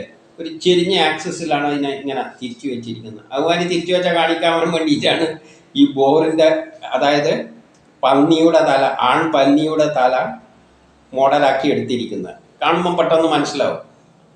പന്നീൻ്റെ തല, പന്നിയുടെ തല നോക്കിക്കഴിഞ്ഞാൽ ആ കൊമ്പ് അതുമാതിരിയാണ് ഫിക്സ് ചെയ്ത് വെച്ചിരിക്കുന്നത് കഥയിൽ. അപ്പം കഥാപാത്രം മൂന്നാമത്തെ മത്സ്യം കൂർമ്മം വരാഹാവതാരം. അപ്പം ഭൂമിനെ കൊണ്ടുപോയി ആ ഓർബിറ്റിൽ വെച്ചു. ഇനിയുള്ള പ്രശ്നം എന്ന് വെച്ചാൽ ആ ഓർബിറ്റിൽ വെച്ചുകൊണ്ട് കാര്യമായില്ല. വെച്ച് കഴിഞ്ഞാൽ അതങ്ങ് വീണ് പോകും. കാരണം ഭൂമിനെ സൂര്യന്റെ ഓർബിറ്റിൽ, സൂര്യന്റെ ഭ്രമണപഥത്തിലാണ് കൊണ്ടുവച്ചത്. അവൻ വെച്ചു കഴിഞ്ഞാൽ അത് സൂര്യനിലേക്ക് വീണ് പോകും. കാരണം ഇത് സൂര്യൻ, ഇത് ഭൂമി. ഇത് വെച്ച് കഴിഞ്ഞാൽ ഇത് തമ്മിൽ ആകർഷണം ഉള്ളതുകൊണ്ട് ഇതങ്ങ് അതിൻ്റെ അകത്ത് വീണ് പോകും. അപ്പൊ ഇത് വീഴാതിരിക്കാൻ ഒരൊറ്റ വഴിയേ ഉള്ളൂ, ചുറ്റിക്കണം. ചുറ്റിക്കണ്ടിക്കല് ചുറ്റുമ്പം വീടില്ല. ഉദാഹരണമായിട്ട് നമ്മളൊരു കയ്യിൽ ഒരു നൂലിൻ്റെ അറ്റത്ത് ഒരു കല്ലെടുത്തിട്ട് ഇങ്ങനെ വെച്ച് കഴിഞ്ഞാൽ അതങ്ങ് വീണു പോകും. പിന്നെ ഇതിനെങ്ങനെ ഇതിനിങ്ങനെ കറക്കി കഴിഞ്ഞാൽ ആ കല്ല് കറങ്ങിക്കോളും. അപ്പം കറങ്ങുന്ന അവസ്ഥയിൽ എത്തിക്കാൻ വേണ്ടിയിട്ട് എന്ത് ചെയ്തു? വിഷ്ണു പോയിട്ട് അതിനെ കറക്കാൻ നോക്കി. ഇതെല്ലാം പ്ലാൻ അനുസരിച്ച് തന്നെയാണ് നടക്കുന്നത്. പക്ഷെ കറങ്ങുള്ള ഒരു പ്രശ്നമുണ്ട്. നമ്മൾ നേരത്തെ പറഞ്ഞ പോലെ ഒരു വണ്ടി സ്റ്റാർട്ട് ചെയ്യുമ്പോൾ വളരെ ശക്തിയിലങ്ങ് എടുത്തു കഴിഞ്ഞാൽ നമ്മൾ തെറിച്ചു, മുകളിൽ എന്തെങ്കിലും സാധനം കയറ്റി വെച്ചിട്ടുണ്ട് എല്ലാം അങ്ങ് തെറിച്ചു. അതിൻ്റെ വേഗത അധികമൊന്നുമില്ല. എന്നാൽ ഭൂമിയുടെ വേഗത, ഭൂമി കറങ്ങാൻ പോകുന്ന എത്ര സ്പീഡിലാണ് സൂര്യന് ചുറ്റും.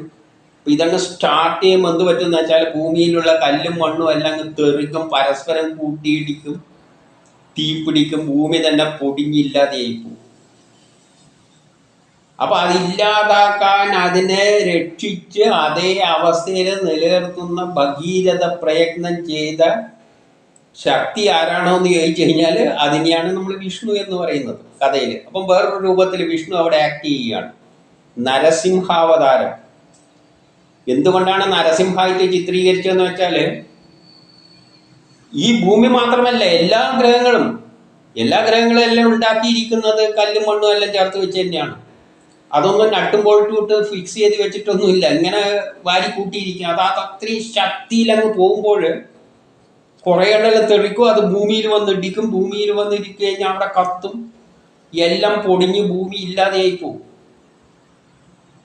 അപ്പൊ ഇതൊന്നും ഇല്ലാതാക്കാൻ ഏതോ ഒരു ശക്തിവിശേഷം അതിനെയൊന്നും ഈ പൊടിഞ്ഞു പോകാതെ തരത്തിൽ പിടിച്ചു നിർത്തിയിട്ടുണ്ട്. അത് എന്തൊരു ശക്തിവിശേഷം, ആ സയൻസ് എന്താണെന്ന് ചോദിച്ചു കഴിഞ്ഞാൽ ഭയങ്കരം തന്നെയാണ്. ചിന്തിച്ചാൽ അന്തം വിട്ടു. ഇതെങ്ങനെ ഇത്രയും വേഗത്തിൽ ഭൂമി കറങ്ങുമ്പോൾ അത് പൊടിയാതെ ഏറ്റുമുട്ടാതായി, ഇതെല്ലാം ഭൂമി പൊടിഞ്ഞു പോകാതെ, ഭൂമി മാത്രമല്ല എല്ലാ ഗോളങ്ങളും. അപ്പോൾ ഏതോ ഒരു ശക്തി ഇതിനെ പിടിച്ചു വെച്ചിട്ടുണ്ട്. ആ രൂപത്തിനാണ് നമ്മൾ എന്തായിട്ട് കണ്ടത്? നാരസിംഹാവതാരം. മത്സ്യം, സയൻസ്, പിന്നെ ആറ്റം ഉണ്ടാക്കി, കൂർമ്മം ആറ്റത്തിൻ്റെ രൂപമാണ്. പിന്നെ വരാഹം കൊമ്പുമ്മൽ ഭൂമിയിലെ കൊണ്ട് സൂര്യൻ്റെ ഓർബിറ്റിൽ വെച്ചാണ്. പിന്നെ നരസിംഹം എന്ന് പറഞ്ഞു കഴിഞ്ഞാൽ ആ ശക്തിയെപ്പറ്റി ചിന്തിച്ചു കഴിഞ്ഞാൽ ഒന്നിനെത്തും പിടിയില്ല. അതുകൊണ്ട് എന്താക്കി, സാധാരണക്കാരന് മനസ്സിലാക്കാൻ ഒരു രൂപം പറയാൻ വേണ്ടിയിട്ട് ബുദ്ധിയിലെ ഏറ്റവും തന്ത്രമെല്ലാം അറിയുന്ന ജീവി അതാണ്, മനുഷ്യനാണ്. അപ്പം മനുഷ്യനും ഏറ്റവും ശക്തിയും ശൂരതയും എല്ലാം ഉള്ള ഒരു ഗ്രഹം ഏതാണെന്ന് വെച്ചാൽ മൃഗങ്ങളിൽ ഏറ്റവും വലിയ സിംഹമാണ്. അപ്പം ഈ രണ്ടിനെയും ചേർത്ത് വെച്ചിട്ട് ഒരു കഥാപാത്രമായിട്ട് പുരാണ കഥകളിൽ പറഞ്ഞു കൊടുത്തു നരസിംഹാവതാരം. അപ്പം ചിന്തിക്കാൻ പോലും പറ്റൂല, അത്രയും വലിയ ഏതോ ഒരു ജീവിയാണ്. ആ ഒരു ജീവിയുടെ രൂപമാണ് ആർക്ക് കൊടുത്തത്? വിഷ്ണുവിന്. നരസിംഹാവതാരം ഏറ്റവും ഭയാനകമായ ഒരു രൂപമാണ് വിഷ്ണുവിൻ്റെത്. കാരണം അത്രയും വലിയ ജോലിയാണ് ചെയ്തിരിക്കുന്നത്, ഈ ഭൂമിയിലെ പൊടിയാതെ സംരക്ഷിച്ചത്. അപ്പം ചുറ്റുമ്പോഴുള്ള പ്രശ്നം അങ്ങനെ തീർത്തു. എങ്ങനെയാ ചുറ്റുമ്പോൾ അത് തെറിച്ചൊന്നും പോകാതെ ഭൂമിയുടെ അതേ ഷേപ്പിൽ, ഭൂമി മാത്രമല്ല എല്ലാ ഗോളങ്ങളും സൂര്യന് ചുറ്റുമുണ്ട്, 9 നവഗ്രഹങ്ങൾ ചുറ്റുന്ന മാതിരി. അതുപോലെ തന്നെ ആകാശത്തിലുള്ള നക്ഷത്രങ്ങളെല്ലാം ഓരോ സൂര്യന്മാരാണ്, അതിൻ്റെ ചുറ്റുമെല്ലാം ഇങ്ങനെ ചുറ്റി. അപ്പം പ്രപഞ്ചം മുഴുവൻ സൗരയൂഥ സിസ്റ്റങ്ങളെ കൊണ്ട് നിറഞ്ഞു. പിന്നെ ഒരു പ്രശ്നം അവിടെ ഉണ്ടായപ്പോൾ നരസിംഹാവതാരായി. പിന്നെയുള്ള പ്രശ്നം വിഷ്ണുവിൻ്റെ ആവശ്യം വരുന്നത് എപ്പോഴാണ്? ഇങ്ങനെ ചുറ്റുമ്പോൾ വട്ടത്തെ ചുറ്റിക്കഴിഞ്ഞാൽ ഒരു പ്രശ്നമുണ്ട്, എപ്പോഴും ഒരേപോലെ ആയിപ്പോവും, കാലാവസ്ഥയൊന്നും ഉണ്ടാവില്ല. ഭൂമി സൂര്യന് ചുറ്റും ഒരേ അകലത്തിൽ വട്ടത്തിൽ ചുറ്റിയാൽ എപ്പോഴും ഭൂമിയും സൂര്യനും തമ്മിലുള്ള ദൂരം ഒന്നായിരിക്കും. അപ്പോൾ എന്തുണ്ടായാലും ഒരേപോലെ ഇരിക്കും. അല്ലെങ്കിൽ കാലാവസ്ഥയെല്ലാം എപ്പോഴും ഒരേ സീസണായിരിക്കും, ഒരേ ചൂടായിരിക്കും. അപ്പം പിന്നെ മഴയും വെയിലോ ഒരു ചുക്കും ഉണ്ടാവില്ല, ജീവജാലങ്ങളും ഉണ്ടാവില്ല, ഒന്നും ഉണ്ടാവില്ല.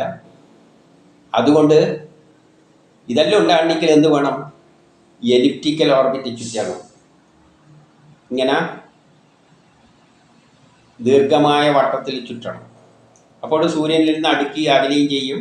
അതിനനുസരിച്ച് മഴയെല്ലാം വരും, ചെടികളും മനുഷ്യരും ജീവജാലങ്ങൾക്കെല്ലാം ഉണ്ടാകാം. അങ്ങനെയാണ്. അപ്പോൾ എന്ത് ചെയ്തു? വിഷ്ണു പോയിട്ട് പരത്തി, കാലുകൊണ്ട് ചവിട്ടി പരത്തി. വാമനാവതാരം. മത്സ്യം, കൂർമ്മം, വരാഹം, നരസിംഹം, വാമനം. അതോടുകൂടി ഭൂമി എല്ലാ ഗ്രഹങ്ങളെയും അങ്ങനെ പരത്തി വെച്ചു. അങ്ങനെ ലോകത്തിലുള്ള കുറേ പ്രപഞ്ചം മുഴുവൻ ഉണ്ടായി. അപ്പം ഈ 5 അവതാരങ്ങളിലൂടെ പ്രപഞ്ചമെല്ലാം ഉണ്ടാക്കിയെടുത്തു. ആര്? ബ്രഹ്മാവ്. ഏതനുസരിച്ച്? പ്ലാൻ അനുസരിച്ച്. അധികം കൂട്ടലും കുറക്കൊന്നും എല്ലാം കണക്കിനാണ് ഉണ്ടാക്കി വെച്ചിരിക്കുന്നത്. എല്ലാം ഉണ്ടാക്കി. ഇനിയുള്ള പുരോഗതി നടത്തേണ്ടത് മനുഷ്യരിലൂടെയെല്ലാം, ജീവജാലങ്ങളിലൂടെയാണ്. അപ്പം മനുഷ്യരെല്ലാം അവിടെ ഉണ്ടാക്കിയിട്ടു. അപ്പൊ ഇനി ലോകം പുരോഗമിപ്പിച്ചത് എന്തിലേക്കാണ്? വിഷ്ണുവിന്റെ ബ്രഹ്മത്തിന് എന്താണ് വേണ്ടത്? ഒരു സുന്ദരമായ ലോകം, എല്ലാ ജ്ഞാനവും തികഞ്ഞ ഒരു ലോകമുണ്ടാക്കിയായിരുന്നു ലക്ഷ്യം. ഭൂമിയിലും മനുഷ്യരും എല്ലാ ജീവജാലങ്ങളും ഏറ്റവും സമൃദ്ധിയിലെ എല്ലാ ജ്ഞാനത്തോടും കൂടി ഒരു കുടുംബത്തിലെ അംഗത്തെ പോലെ ഉണ്ടാക്കണം, ജീവിക്കണം. അതിനുള്ള ഒരു ലോകമുണ്ടാക്കിയാണ് ശ്രമം. അത് 4 ഘട്ടങ്ങളിലൂടെയാണ് നടപ്പാക്കുന്നത്. അതാണ് അടുത്ത അവതാരങ്ങള്: പരശുരാമൻ, ശ്രീരാമൻ, ബലരാമൻ, ശ്രീകൃഷ്ണൻ, കൽക്കി. 5 അവതാരങ്ങൾ. അത് നമുക്ക് ഇന്ന് പറയുന്ന തന്നെയാണ്. മനുഷ്യരെല്ലാം ഉണ്ടായിക്കഴിഞ്ഞാൽ ആദ്യം ഉണ്ടായ മനുഷ്യന്മാർ കുറച്ച് പേരായിരിക്കും. അവർക്ക് കൊടുക്കാൻ തുണി പോലും ഉണ്ടാവില്ല. പ്രാകൃത മനുഷ്യന്റെ മാതിരി കുരങ്ങന്മാരെ എല്ലായിരിക്കും നടക്കുന്നുണ്ടാവും. ഗുഹകളിലും എല്ലായിരിക്കും നടക്കുന്നുണ്ടാവും. കാരണം ഒന്നുമില്ല, തിന്നാനൊന്നുമില്ല. എന്തെങ്കിലും കിട്ടുന്നതെല്ലാം തിന്ന് കഷ്ടപ്പെട്ട് അധ്വാനിച്ച് പാടുപെട്ട് ജീവിക്കണം. അപ്പൊ 4 യുഗങ്ങളായിട്ട് തിരിച്ചു. കൃതയുഗം, ത്രേതായുഗം, ദ്വാപരയുഗം, കലിയുഗം എന്ന് പറഞ്ഞുകൊണ്ട് 4 യുഗങ്ങളായിട്ട് തിരിച്ചിട്ടാണ് പിന്നെ മനുഷ്യരിലൂടെ പുരോഗതി ഉണ്ടാകുന്നത്. മനുഷ്യരെല്ലാം സൃഷ്ടിച്ച് മനുഷ്യരെ കൊണ്ട് ജോലി ചെയ്യിപ്പിച്ചിട്ടാണ് പിന്നത്തെ സൃഷ്ടി നടത്തുന്നത്. അപ്പൊ ആദ്യം ഉണ്ടാക്കിയ മനുഷ്യൻ പ്രാകൃത മനുഷ്യൻ, ഗോത്ര കാലഘട്ടം എന്ന് നമ്മൾ പറയും. അക്കാലത്തുള്ള പ്രത്യേകത എന്താണെന്ന് നമുക്കറിയാലോ. കുറച്ച് മനുഷ്യർ അവിടെ ഉണ്ടാവും. എവിടെയല്ലോ കുറച്ച് കാടന്മാരുള്ള മനുഷ്യർ എവിടെയല്ലോ ഉണ്ടാവും. അവരുടെ മക്കളും എല്ലായിട്ട് കുറച്ച് ഗോത്രങ്ങളായിട്ടാണ് ഉണ്ടാവുക. കുറച്ച് പേര് അവിടെ. ഇവർക്ക് തിന്നാനൊന്നും ഇല്ലാതിരിക്കുമ്പോൾ സ്വാഭാവികമായിട്ട് എന്താ ചെയ്യുക? ഇവർ ബലമുള്ളവൻ പോയിട്ട് അടുത്തവന്റെ സ്ഥലത്ത് പോയിട്ട് മോഷ്ടിക്കും.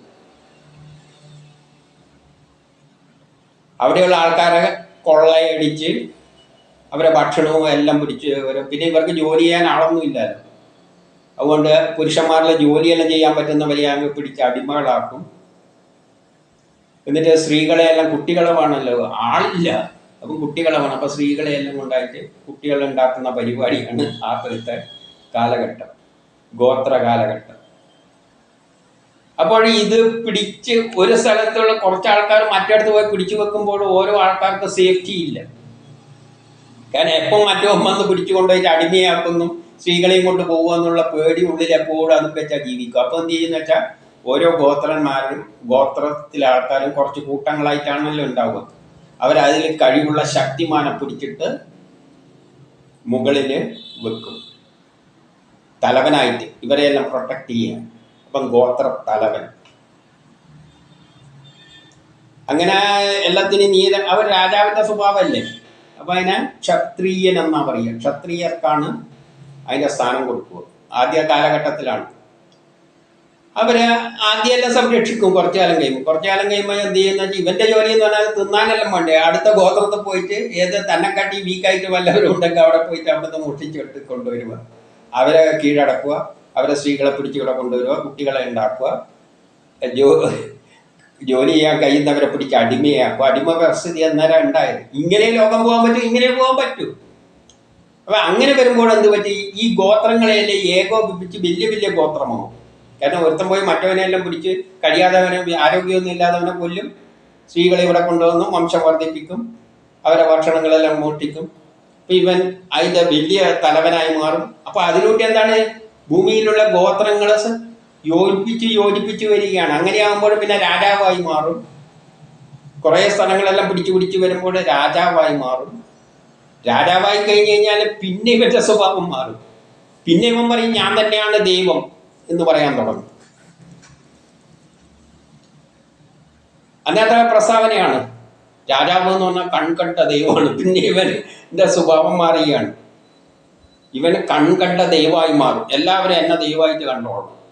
ഞാൻ ദൈവം അങ്ങ് വിട്ടിരിക്കുക തന്നെ, നിങ്ങളെല്ലാം നിയന്ത്രിക്കാൻ വേണ്ടിയിട്ട്. ദൈവം എൻ്റെ കക്ഷിയാണ്, മറ്റവൻ്റെ കക്ഷിയല്ല. ഇങ്ങനെയാണ് ഓരോ നാട്ടിലും ഓരോ ദൈവങ്ങളെല്ലാം വരാൻ തുടങ്ങി. ഇവൻ തന്നെ ദൈവം, പലയിടത്തും പല ദൈവങ്ങളെല്ലാം ഉണ്ടാവും, അവൻ പറയുന്ന തന്നെ ദൈവം. ഇങ്ങനെയാണ് ഗോത്ര കാലഘട്ടത്തിൽ സംഭവിച്ചത്. പ്രാകൃത മനുഷ്യന്റെ കാലഘട്ടം. ഓരോ ആൾക്കാർക്കും ദൈവം, അവര് തന്നെ രാജാവ് തന്നെ ദൈവമാണ്. പിന്നെ ചിലവര് രാജാവ് ദൈവമാകാൻ നിൽക്കില്ല, വേറെ ദൈവങ്ങളെല്ലാം ഉണ്ടാക്കി ആരാധിക്കുന്ന അന്ധവിശ്വാസ അജ്ഞാനികളായ മനുഷ്യർ. അവർ അതിനനുസരിച്ച് പലതും എഴുതി വെക്കും. അങ്ങനെ എന്നാലും ഒരു കാലത്തിന് കാലം പുരോഗമിക്കുകയാണ്. കാലം ഇങ്ങനെയാ പ്ലാൻ ചെയ്ത് വെച്ചിരിക്കുന്നത്. ചെറിയ ഗോത്രങ്ങൾ കൂടി മറ്റേനെ പിടിച്ചെടുത്തിട്ടാണെങ്കിലും രാജ്യങ്ങൾ ഒന്നിച്ചൊന്നിച്ച് വലിയ രാജ്യമാവുകയാണ്. ജനങ്ങളെ ഒന്നിപ്പിക്കുകയാണ് പല ദേശത്തിലുള്ള. അങ്ങനെ ഓരോ നാടുകളായിട്ട് മാറി. നാടിന്റെ തലവൻ രാജാവ്. ഈ അവസ്ഥ എത്തുമ്പോൾ ഭരണം എപ്പോഴും തലപ്പത്തരത്താൻ കയറിയിരിക്കുമ്പോൾ പിന്നെ അവൻ രാജാവാകുമോ ദൈവമാണെന്ന് പറയും. പിന്നെ അവൻ മറ്റുള്ള രാജ്യങ്ങളെ മാത്രമല്ല ചോദിക്കുക, സ്വന്തം ആൾക്കാരെ നിൽക്കുക. അവന്റെ സുഖത്തിന് വേണ്ടി സ്വാർത്ഥത വരുമ്പോൾ കാലത്തിന് മനസ്സിലാവും ഈ പരിപാടിയിൽ അധികകാലം പോയാൽ ശരിയാവില്ല. എന്തായാലും കുറേയെല്ലാം യോജിപ്പിച്ചു, കുറേയെല്ലാം നാട് വികസിച്ചു. പക്ഷെ ഇവനെ കൊണ്ട് ഈ പരിപാടി കൊണ്ട് പോകാൻ പറ്റില്ല എല്ലാവരെയും. അപ്പോഴാണ് പരശുരാമാവതാരായിട്ട് വന്നിട്ട് ലോകം മുഴുവൻ സഞ്ചരിച്ചിട്ട് എത്രയോ ക്ഷത്രിയരെ കൊന്നൊടുക്കി, അധർമ്മികളായ ക്ഷത്രിയരെ. അതായത് നാട്ടിൽ നിറച്ചും ഈ ഭരണാധികാരി തലപ്പത്ത് രാജാവായി മാറുന്നപ്പോഴാണ് ഈ കുഴപ്പങ്ങളെല്ലാം വരും. പിന്നെ അവൻ്റെ കാര്യം അവൻ്റെ കുടുംബകാരിയെ നോക്കുള്ളൂ. മറ്റുള്ളവരെയെല്ലാം ടാക്സും എല്ലാം നികുതിയെല്ലാം ചുമച്ച് അട്ടിമകളെ വരി മാറ്റി. അല്ലാതെ ഇവരെ രക്ഷിക്കേണ്ട പരിപാടിയൊന്നും പിന്നെ ഉണ്ടാവില്ല. അങ്ങനെയുള്ളവരെ പിന്നെ ജനം തന്നെ തല്ലിക്കൊള്ളും. ഇത്തരം സഹിക്കാൻ പറ്റാതിരിക്കുമ്പോൾ ജനങ്ങളെ രക്ഷിക്കാൻ അങ്ങനെ പിടിച്ചാടിയിട്ടിരിക്കും. ഈ ശല്യമാകുമ്പോൾ ഇവനെ ജനങ്ങൾ തന്നെ തല്ലിക്കൊള്ളും. അങ്ങനെ നാട്ടിൽ ലോകം മുഴുവൻ എന്ത് ചെയ്തിട്ടുണ്ട്? ജനങ്ങൾ തല്ലിക്കൊന്നിട്ടുണ്ട് ഇവരെ. അതാണ് കഥയിൽ എന്തായിട്ട് തിരിച്ച് ആ കാലത്തെയാണ്, ആ കാലം ദുഷിക്കുന്ന സമയത്തുള്ള അവതാരം വരുന്നല്ല പറയുന്നത്.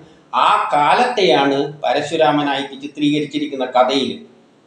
ആ കാലം വരുമ്പോഴേക്ക് നാട് നിറച്ച് ലോകം മുഴുവൻ ഇങ്ങനെ അധർമ്മികളെയെല്ലാം അവിടുത്തെ ജനങ്ങൾ തന്നെ തമ്മിക്കൊന്നിട്ടുണ്ട്. എന്നിട്ട് കിണറുകൾ രക്തം കൊണ്ട് ഇറച്ചിട്ടുണ്ട് എന്നുള്ള കഥയിലങ്ങനെ പറഞ്ഞതാണ്. ജനങ്ങൾ തന്നെ സൈ കെട്ടുമ്പോൾ എണീച്ച് അവന്മാരെ തല്ലിക്കൊല്ലി. അങ്ങനെ എങ്ങനെയല്ലോ രക്ഷപ്പെട്ടു. അങ്ങനെയാണ് പരശുരാമാവതാരം. നാടുകൾ മുഴുവൻ രാജാക്കന്മാരുടെ ഭരണമായപ്പോൾ അതിനെല്ലാം ഇല്ലാതാക്കി. പക്ഷെ ലോകം ഒന്നായിട്ടുണ്ട്. അധർമ്മികളെയെല്ലാം കൊന്നൊടുക്കിയിട്ടുണ്ട്. അവിടെ ജനത്തിന് തലവേദനയാകുമ്പോൾ ജനങ്ങൾ തന്നെ തല്ലിക്കൊന്നിട്ടുണ്ട്. അങ്ങനെ കുറേ കാലം കഴിയുമ്പോൾ ഇനി എന്ത് വേണം? ലോകങ്ങളെ ഒന്നാക്കണം. ഓരോ തലത്തിലും സയൻസ് എല്ലാം വികസിച്ചു വന്നിട്ടുണ്ട്. എല്ലായിടത്തും ഒന്നും വികസിച്ചിട്ടുമില്ല. അപ്പോൾ ലോകത്തിലുള്ള എവിടെയെല്ലാം സയൻസ് വികസിച്ചിട്ടുണ്ടോ അത് ഇങ്ങോട്ടേക്ക് വരണ്ടെങ്കിൽ പിന്നെന്താ സംഭവിക്കുക? ഇവിടുന്ന് കച്ചവടം അപ്പുറത്തേക്ക് പോവുക, അവിടുത്തെ നാട് വിട്ടിച്ചെടുക്കുക, അടുത്ത ദേശങ്ങളിലേക്ക് പോയിട്ട് കച്ചവടം നടത്തുക. അവർ ഇങ്ങോട്ട് വരുന്ന ഒരവസ്ഥയിലേക്ക് വരും. അതാണ് കൊളോണിയലിസം. നമ്മൾ സോഷ്യൽ സ്റ്റഡി ചരിത്രമെല്ലാം പഠിക്കുമ്പോൾ ഉള്ള രണ്ടാമത്തെ ഘട്ടം തന്നെ. അപ്പം പരശുരാമൻ്റെ കാലഘട്ടം കഴിഞ്ഞു, കൊളോണിയലിസത്തിലേക്ക് അടങ്ങി. വിദേശികളാണ് വരുന്നത്. വിദേശി എന്ന് പറയുമ്പോൾ കഥയിൽ പറയുമ്പോൾ നമ്മളെ വിദേശി അതാണ് ശ്രീലങ്ക. അപ്പോൾ ശ്രീലങ്കയിൽ രാവണനുണ്ട്, 10 തലയാണ്. ബുദ്ധിമാന്മാരാണ്. നമ്മൾ തന്നെ ആലോചിച്ച് നോക്കിയേ, നമ്മുടെ നാട്ടിൽ വന്ന സായിപ്പന്മാർ എങ്ങനെ, ബ്രിട്ടീഷുകാരെല്ലാം വന്നിട്ട് എങ്ങനെയാണ് തന്ത്രത്തിലൂടെ പല തന്ത്രമെല്ലാം ഉപയോഗിച്ചിട്ടാണ് സുഗന്ധദ്രവ്യെല്ലാം ആദ്യം കൊണ്ടു കൊടുക്കും. ഇവിടുത്തെ രാജാക്കന്മാർ അതിൽ വീഴും. പിന്നെ കേട്ടിട്ട് തന്ത്രങ്ങൾ ഉപയോഗിച്ചിട്ട്. അതുകൊണ്ടാണ് 10 തലയുള്ള കക്ഷികളാണ് വിദേശീയർ. അവരാണ് ഇങ്ങോട്ട് വരിക. അവരെ ബുദ്ധിയെല്ലാം ഉപയോഗിച്ച് ഇവന്മാരെ ഇവിടെയുള്ളവരെല്ലാം രാജാക്കന്മാരെല്ലാം ഒരുമാതിരി പാട്ടിലെല്ലാം ആക്കി എല്ലാതെ അവനെ കീഴടക്കി. എല്ലാ 10 തല ഉപയോഗിച്ചിട്ട് കൊളോണിയലിസം ലോകം കയറി പിടിച്ചു.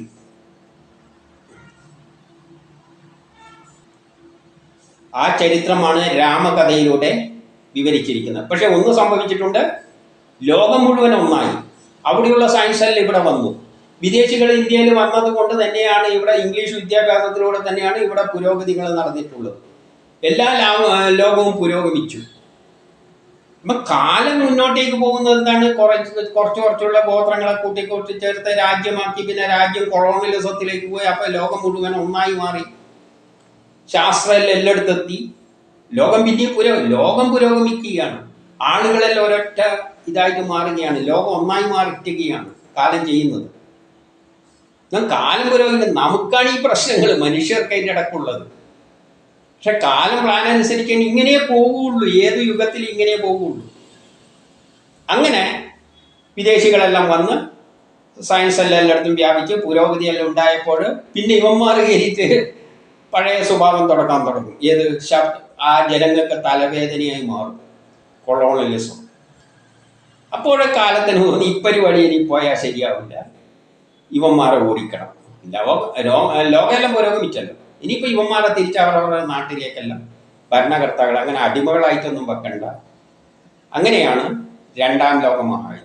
ഒന്നാമത്തെ പരശുരാമനുമായിട്ടുള്ള ആ കാലഘട്ടമാണെങ്കിൽ രണ്ടാം ലോക മഹായുദ്ധം, അല്ലെങ്കിൽ രാമരാവണ യുദ്ധം വിദേശികളുമായിട്ട്. അങ്ങനെ കൊളോണിയലിസത്തൊന്നും പോയി. പക്ഷേ ലോകം പുരോഗമിച്ചുകൊണ്ടിരിക്കുകയാണ്. സയൻസിലോട്ട് അങ്ങനെ ഡെവലപ്പായി പോവുകയാണ്. പിന്നെ കയറി വന്നതാണ്. അപ്പം അത് രാമകഥയിലൂടെ ആ കാലഘട്ടം, അതിനെ തട്ടിമാറ്റുന്ന, കൊളോണിയലിസത്തെ തട്ടിമാറ്റുന്ന ആ കാലത്തെയാണ്, ആ കാലത്തിൻ്റെ പിന്നിൽ പ്രവർത്തിക്കുന്ന ശക്തിയെയാണ് രാമനായിട്ട് ചിത്രീകരിച്ചിരിക്കുന്നത്. അത് കഴിഞ്ഞിട്ട് ലോകം പോയിരിക്കുന്നത് നമ്മൾ ഇന്നത്തെ കാലഘട്ടത്തിലേക്കാണ്. മുതലാളിത്തമുണ്ട്, ജനാധിപത്യമുണ്ട്, കമ്മ്യൂണിസം എല്ലാം ഉണ്ട്. അത് കൃഷ്ണകഥയിലും മഹാഭാരത യുദ്ധത്തിലൂടെയെല്ലാം പറഞ്ഞിട്ടുണ്ട്. എന്തുകൊണ്ടാണ് മഹാഭാരത യുദ്ധമാണ് മൂന്നാം ലോക മഹായുദ്ധം? എന്തുകൊണ്ടാണ് മഹാഭാരത യുദ്ധം എന്ന് അറിയാലോ? ചൂതുകളി, പണം ഉണ്ടാക്കാൻ വേണ്ടിയിട്ടുള്ള എളുപ്പത്തിലുള്ള തട്ടിപ്പ് പരിപാടി. പാണ്ഡവർക്ക് ആകെ തല്ലിപ്പൊളി സ്ഥലമാണ് കൊടുത്തിരുന്നത്. പക്ഷേ അവർ പാടുപെട്ട് ഒരു വലിയ കൊട്ടാരം ഉണ്ടാക്കിയപ്പോൾ ചൂത് കളിച്ച് അതെല്ലാം വാങ്ങി ഇമ്മമാരെ കാട്ടിലടിക്ക് ഒരു സൂചി കുത്താൻ സ്ഥലവും തരില്ല എന്ന് പറഞ്ഞ് ഇങ്ങനെ എങ്ങനെയെല്ലാം തട്ടിപ്പിലൂട്ട പൈസ ഉണ്ടാക്കാൻ പോകുന്നു. ആ ലോകമാണ് ഇപ്പോഴത്തെ കാലഘട്ടം. അത് മൂന്നാം ലോക മഹായുദ്ധത്തിലൂടെ തച്ചുടക്കും. പക്ഷെ അതിലൂടെ എന്ത് സംഭവിച്ചിട്ടുണ്ട്? ലോകം പിന്നെയും ഒന്നായിട്ടുണ്ട്. ഇപ്പം എന്ന് പറഞ്ഞാൽ ലോകം ഭയങ്കര ഒന്നായിരിക്കുകയാണ്. ആഗോളവൽക്കരണം, ഉദാരവൽക്കരണം, ലോകം ഒന്നായി. ഒരു വീട്ടിലുള്ള കേരളത്തിലുള്ള ആൾക്കാരല്ല ഇപ്പോൾ എവിടെയല്ലോ കിടക്കുകയാണ്. കാനഡ, ജർമ്മനി, എവിടെ ഓസ്ട്രേലിയ, USA, ചൈന അടക്കം പോയിരിക്കുകയാണ്. അവരെല്ലാം ഇങ്ങോട്ടും വന്നിരിക്കുകയാണ്. ഇപ്പോൾ വീട് എന്ന് പറഞ്ഞാൽ നാട്ടിലാരും ഇല്ല. നാട്ടിൽ കുറച്ച് തമിഴന്മാർ, പിന്നെ കുറേ വടക്കേ ഇന്ത്യയിൽ നിന്ന് വന്ന കുറേ കക്ഷികൾ ഇവിടെയുണ്ട്. അവിടെ വടക്കേ ഇന്ത്യയിൽ കുറച്ചു കാലം കഴിയുമ്പോൾ ആളെ കാണില്ല. അല്ല കേരളത്തിലോ തമിഴ്നാട്ടിലോ വേറെ എടുക്കില്ലായിരിക്കും. അപ്പം ഇപ്പം വീട് ഒന്നുമില്ല, ലോകമാണ് തറവാട്. നെറ്റ് തുടങ്ങിയാൽ തന്നെ നമ്മൾ മൊബൈൽ എടുത്തു കഴിഞ്ഞാൽ എന്തോന്നാണ് നോയിക്കൊണ്ടിരിക്കുന്നത്? അങ്ങ് ഏതോ കാലത്ത് കാര്യങ്ങളെല്ലാം നോയിക്കൊണ്ടിരിക്കുന്നത്. ഈ നാട്ടിലെ വർത്തമാനങ്ങളൊന്നും ഇന്ന് ആർക്കും ഒരു ചുക്കും അറിയില്ല. സ്വന്തം അടുത്ത വീട്ടിൽ എന്താണ് നടക്കുന്നത് എന്നുള്ളവർക്ക് അറിയില്ല. നമ്മളെല്ലാം കടലും കടന്നിട്ട് അപ്പുറത്തെ വിഷയങ്ങളാണ് നോയിക്കൊണ്ടിരിക്കുന്നത്, മൊബൈലും വെച്ചുകൊണ്ട്. ഇപ്പം ലോകം എന്തായി? ഒന്നായി. ലോകം എല്ലാം ഒന്നായി. പക്ഷെ എന്താ കുഴപ്പമെന്ന് വെച്ചാൽ ഈ ഉച്ചനീചത്വങ്ങൾ ഉണ്ട്. പക്ഷെ ആളുകൾ പരസ്പരം വിദ്വേഷങ്ങളും പണത്തിന് വേണ്ടിയുള്ള ഏറ്റുമുട്ടലുകൾ ഇതെല്ലാം ഉണ്ട്. ചൂതുകളീൻ്റെ ദൂഷ്യങ്ങളുണ്ട്. നീതിമാന്മാർക്കെതിരായിട്ട് കൗരവരെല്ലാം കാട്ടിക്കൂട്ടുന്ന, ശബരിമാരും എല്ലാം കാട്ടിക്കൂട്ടുന്ന കാര്യങ്ങളെല്ലാം ഉണ്ട്. അതിൻ്റെ പക്ഷം ഭരണവും പിടിക്കുന്നുണ്ട്. ഇങ്ങനെയെല്ലാം കുറേ കാര്യങ്ങളെല്ലാം ഉണ്ട് നടക്കുന്നത്. അതെല്ലാം വിസ്തരിച്ച് മഹാഭാരത കഥയിലൂടെയും കൃഷ്ണകഥയിലൂടെയും വിവരിച്ച് തന്നിട്ടുണ്ട്. ഇപ്പം നടക്കുന്ന കാര്യങ്ങളെല്ലാം വ്യക്തമായിട്ട് അതിലൂടെ വിവരിച്ച് തന്നിട്ടുണ്ട്. അത് വേണമെങ്കിൽ നമുക്ക് പിന്നീട് നോക്കാം. ഓരോ കാലഘട്ടത്തിലേക്ക് നമ്മളിപ്പം അവതാരങ്ങളിലേക്ക് പോവുകയാണ്. അപ്പോൾ അങ്ങനെ നോക്കുമ്പോൾ ഇനി പറ്റൂല. അപ്പം ലോകമെല്ലാം പുരോഗമിച്ച് ശാസ്ത്രം അങ്ങനെ ഡെവലപ്പായിട്ട് അങ്ങ് എത്തുകയാണ്. നമ്മളങ്ങ് ചന്ദ്രനിലും അവിടെ ഇവിടെയെല്ലാം പോകാൻ പോവുകയാണ്. പ്രപഞ്ചഘടന പോലും മനസ്സിലാക്കാൻ പോവുകയാണ്.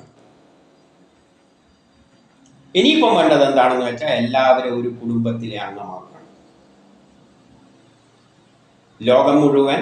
കാരണം ഈശ്വരൻ ഈ ബ്രഹ്മത്തിന്റെ ചേട്ടൻ ഈശ്വരൻ എന്താണ്? ഒരു സുന്ദരമായ ലോകം ഉണ്ടാക്കണം. എല്ലാവരും ഒരു കുടുംബത്തിലെ അംഗത്തെ പോലെ ജീവിക്കുക.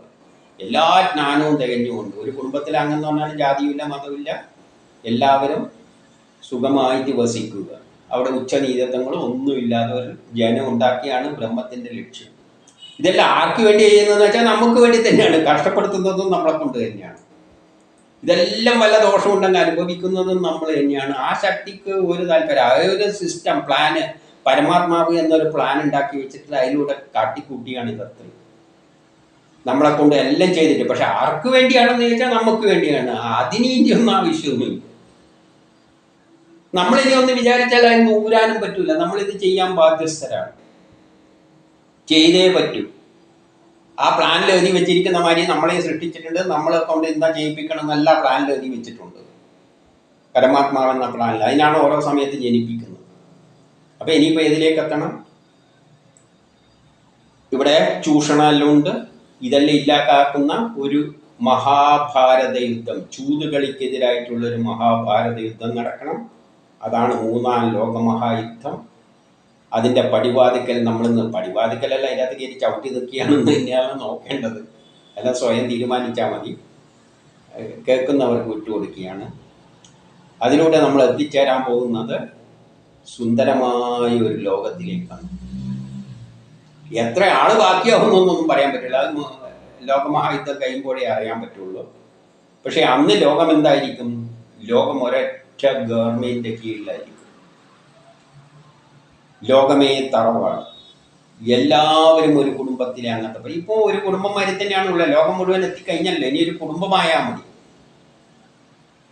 ഒരു ചൂഷണവും ഇല്ലാതെ പരസ്പരം ഒരു കുടുംബത്തിലെ അങ്ങനത്തെ പോലെ അവരവരുടെ കർമ്മങ്ങളും ചെയ്ത് ജീവിക്കുന്ന ഒരു ലോകത്തിലേക്ക് എത്തണം. അതാണ് കൃഷ്ണാവതാര അവസാന മഹാഭാരത കഥ. അപ്പം ഏതെല്ലാം അവതാരായി? രാമനായി, പരശുരാമനായി, ശ്രീരാമനായി. അതിലിടയ്ക്കൊരു ബലരാമനുണ്ട്. ബലരാമൻ എന്ന് പറഞ്ഞാൽ അതിന് മുമ്പിൽ, കൃഷ്ണൻ വരുന്നതിനെക്കാട്ടിയും മുമ്പിൽ ഏറ്റുമുട്ടലിലൂടെയാണ് അവരവരുടെ സാമ്രാജ്യം ഒരാളും സ്വയം പ്രതിരോധിച്ചുകൊണ്ട് തന്നെയാണ് കുറേ കാലം പിടിച്ചു വെക്കാൻ പറ്റുക. അതിൻ്റെ ശേഷമാണ് എന്ത് സംഭവിക്കുന്നത്? മഹാഭാരത യുദ്ധം നടക്കുന്നത്. അതുവരെ മനുഷ്യൻ നീതിക്ക് വേണ്ടി സ്വയം അവരവരെ കഷ്ടപ്പെട്ട് ഏറ്റുമുട്ടിയിട്ട് ജീവിച്ചോളണം. അതാണ് ബലരാമൻ്റെ ബലത്തിലൂടെ, അവരവരുടെ സഹനശക്തി കൊണ്ടാണ് ഈ അധർമ്മങ്ങളെയെല്ലാം മനുഷ്യൻ ചെറുത്ത് നിൽക്കുക ഈ കാലഘട്ടത്തിൽ. അതിൻ്റെ ശേഷമാണ് മഹാഭാരത യുദ്ധം നടക്കുന്നത്. അവിടെയാണ് കൃഷ്ണൻ ഏറ്റെടുക്കുന്നത്. കൃഷ്ണന്റെ കാലമാണ് കൃഷ്ണൻ.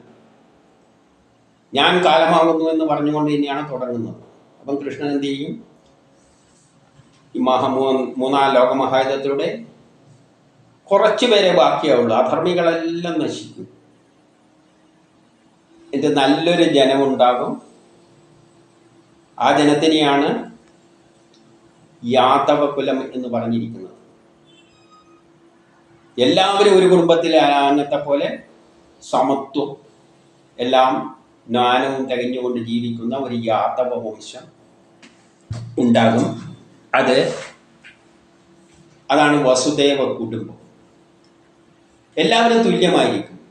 പക്ഷെ തുല്യമാകുമ്പോഴുള്ള ഒരു കുഴപ്പം എന്താണെന്ന് വെച്ചാൽ ആരും ബഹുമാനിക്കില്ല. പ്രത്യേകിച്ച് ഈ ബുദ്ധിമാന്മാരെ കാണുമ്പോൾ കുറച്ച് അസൂയായിരിക്കും, മറ്റേ ശക്തിയുള്ളവർ. അതുകൊണ്ടാണ് അവസാനം യാദവര് തമ്മിൽ തല്ലുന്നത്. അതും ബുദ്ധിയുള്ളവനെ പരിഹസിക്കുകയാണ് അവിടെ ചെയ്യുന്നത്. അതല്ല, കഥയിലേക്കൊന്നും കടക്കുന്നില്ല. അവസാനം അവർ തമ്മിൽ മരിക്കും. അപ്പോഴേക്ക് കൽക്കി അവതാരം വരും. കാരണം ഈ ലോകം ഉണ്ടാക്കാൻ വേണ്ടിയാണ് സൃഷ്ടിച്ചിരിക്കുന്നത്. ഇനി എന്തുവേണം, എല്ലാം തച്ചുടച്ചിട്ട് ആദ്യം ഒന്നേന്ന് തുടങ്ങണം. അപ്പോഴേക്ക് ആര് വരും? കൽക്കി വരും. അതായത് ശിവന്റെ ജോലിയാണ്. പിന്നെ ഇതെല്ലാം അടിച്ച് കളഞ്ഞ് പ്രളയം വന്ന് എല്ലാവരും നശിക്കും. നശിച്ചു കഴിയുമ്പോൾ മനുഷ്യരിൽ കുറച്ച് പേര് ശാസ്ത്രജ്ഞന്മാരെ രക്ഷപ്പെടുത്തും മുകളിലേക്ക്. അത് സാറ്റലൈറ്റിലാകാം, എവിടെയാകാം. പ്രളയം പലതരത്തിലുണ്ട്. കുറച്ച് പ്രളയത്തിൽ ഭൂമി മാത്രമേ നശിക്കുള്ളൂ. അപ്പോൾ അവരുടെ സാറ്റലൈറ്റിലെല്ലാം പോയിട്ട് തിരിച്ചു വരും. തിരിച്ചു വരുമ്പോഴേക്ക് ഇവിടെ ഒരു ചുക്കും ഉണ്ടാവില്ല. നമുക്കറിയാലോ, ചില പ്രളയങ്ങളെല്ലാം നടക്കുമ്പോൾ നമ്മളിപ്പോൾ ഒന്നും വേണ്ട, വയനാട്ടിലെ കാര്യം നോക്കിയാൽ മതി. ഒരു ചെറിയ കാര്യം ഉണ്ടാകുമ്പോൾ അവിടെ പിന്നെ ഒരു യുദ്ധവും ഇല്ല. പിന്നെ വലിയൊരു പ്രളയം വന്നു കഴിഞ്ഞാൽ ഒന്ന് ചിന്തിച്ചു നോക്കിയേ, തിരിച്ചു വരുമ്പോൾ ഒരു ലുക്കും ഉണ്ടാവില്ല. എല്ലാ ജ്ഞാനം തികഞ്ഞവരാണ്, ശാസ്ത്രജ്ഞരാണ് പോയിട്ട് തിരിച്ചു വന്നിരിക്കുന്നത്. ആകെ ഗുഹകളുണ്ടാകും അവിടെ. പണ്ടത്തെ മാതിരി ഇത് ഉണ്ടായിട്ട് വല്ല കാര്യമുണ്ടോ? സയൻസ് ഉണ്ടായിട്ട് വല്ല കാര്യമുണ്ടോ? എടുത്ത് പ്രയോഗിക്കാൻ പറ്റും? ഡോക്ടറാണെന്ന് വെച്ചിട്ട് എന്താ ചെയ്യാൻ പറ്റുക? ഒരു ലുക്കുമില്ല. കുറച്ച് പുൽച്ചെടിയായിട്ട് അവിടെ എവിടെ ഉണ്ട്, എന്താ ചെയ്യാൻ പറ്റുക? അവർ അറിവ് വെച്ചിട്ട് ആ പുൽച്ചെടി എടുത്തിട്ട് പിഞ്ഞ് വരച്ച് ആയുർവേദം ഇതിലൂട്ടേ പോകാൻ പറ്റുള്ളൂ. അപ്പൊ അവർ ഗുഹയിലും കയറ്റി ഷേവ് ചെയ്യാൻ ആദ്യം കുറച്ചെല്ലാം കൈമേലെ കരുതിയിട്ടുണ്ടാവും, ഷേവ് ചെയ്യാൻ റേസറെല്ലാം. പിന്നെ കഴിഞ്ഞപ്പോൾ ഷേവ് ചെയ്യാൻ റേസറും ഉണ്ടാവും. പിന്നെ ഭംഗിയിലെ താടി വെച്ച് അതെല്ലാം ഇങ്ങനെ കെട്ടി വെക്കും താടി. അങ്ങനത്തെ ഫാഷനാണ്. അതാണ് ഋഷികളെല്ലാം പണ്ടത്തെ കാര്യം ഇങ്ങനെയായിപ്പോയി. കാരണം ഷേവ് ചെയ്യാൻ സാധനമൊന്നും ഇല്ലല്ലോ. നമ്മളവർ ഷേവ് ചെയ്യാൻ അവർക്ക് കിടന്ന് പറ്റാനാണ്. എല്ലാം പോയി നശിച്ചിട്ട് വന്നവരാണ്. ഗുഹാമനുഷ്യരമാര് താടിയെല്ലാം വെച്ച് മുടിയെല്ലാം ഇങ്ങനെ കെട്ടി അങ്ങനെ എവിടെയെങ്കിലും ഇരുന്ന് ഈ പറയുന്ന നോളേജ് എഴുതി വെക്കാനേ പറ്റുള്ളൂ. ആ എഴുതി വെച്ചതാണ് വേദങ്ങൾ. ഇതിങ്ങനെ സർക്കുലേറ്റ് ചെയ്തുകൊണ്ടേയിരിക്കും. പോകുമ്പോൾ ഈ വേദങ്ങൾ എടുത്തിട്ടാണ് പോവുക.